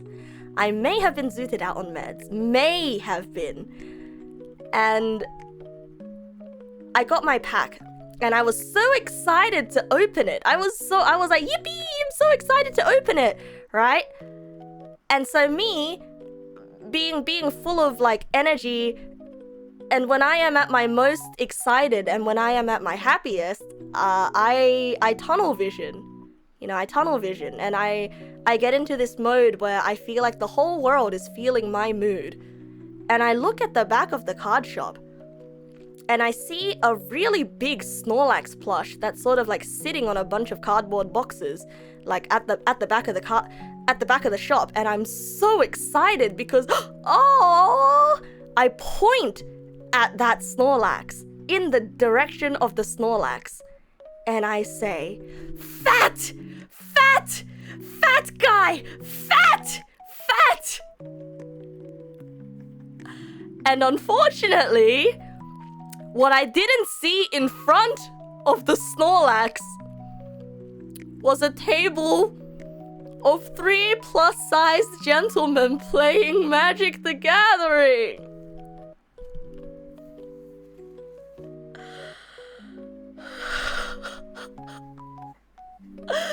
But and they turn around to look at me with that like, "Excuse me" look, and I immediately apologize. I'm sorry. It's not you. It is of the Snorlax. No, I'm sorry, because I didn't mean to. But then they don't even say it's okay. They don't laugh. They just turn back around like, huh, yeah, right, the Snorlax. They turn back around and go back to their game. And that's my local card shop. And I can't go back to that shop anymore. I can't go back there anymore.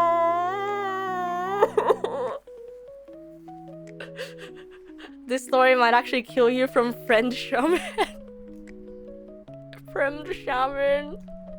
I haven't been back there yet. I haven't been back there yet. If I ever want to participate in any events, I will have to encounter them again. No, I would never body shame people. I would absolutely never. That it's so mean. I would never do it. I would never do it. It's the... Look, it's fat, affectionate, you know? They probably bring up the story every week, like, hey, remember when that small girl came in and called us fat? Yeah. What animal am I? I'm a wolf!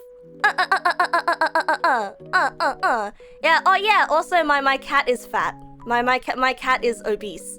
And I call him fat a lot because he's cute. Social Nixo, thank you for the follow. Thank you. But yeah, if I ever do run into them again, they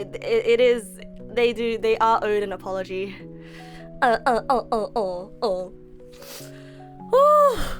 Anyway, that is also something that I have to consider when heading back to the card shop.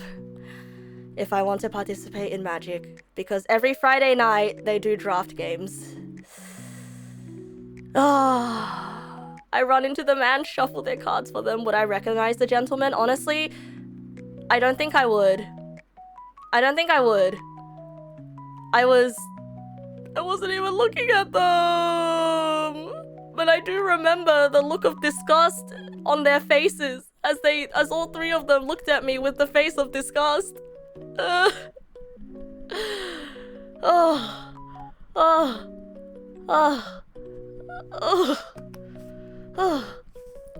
think it is very unkind to be mean to people about their weight, because it's not like they are not aware of their own bodies, you know?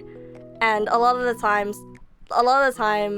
it could be for a medical reason that bodies are a certain way that they are, you know? Oh, it's rough.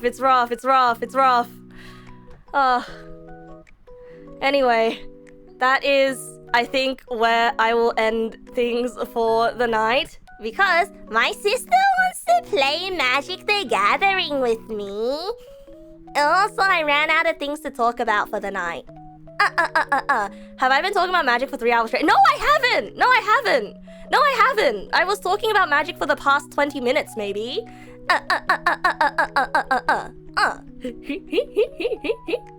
It's time for a Magic family gathering! Yippee! Uncensored content, thank you for the follow! Welcome! Yippee! We did a lot of jumping around. There was some philosophy, some pee-pee-poo-poo, some Magic the Gathering. Yeah, it's all on brand for Neg Nass. Wow! Dark Lucia, thank you for the gift subs! Thank you!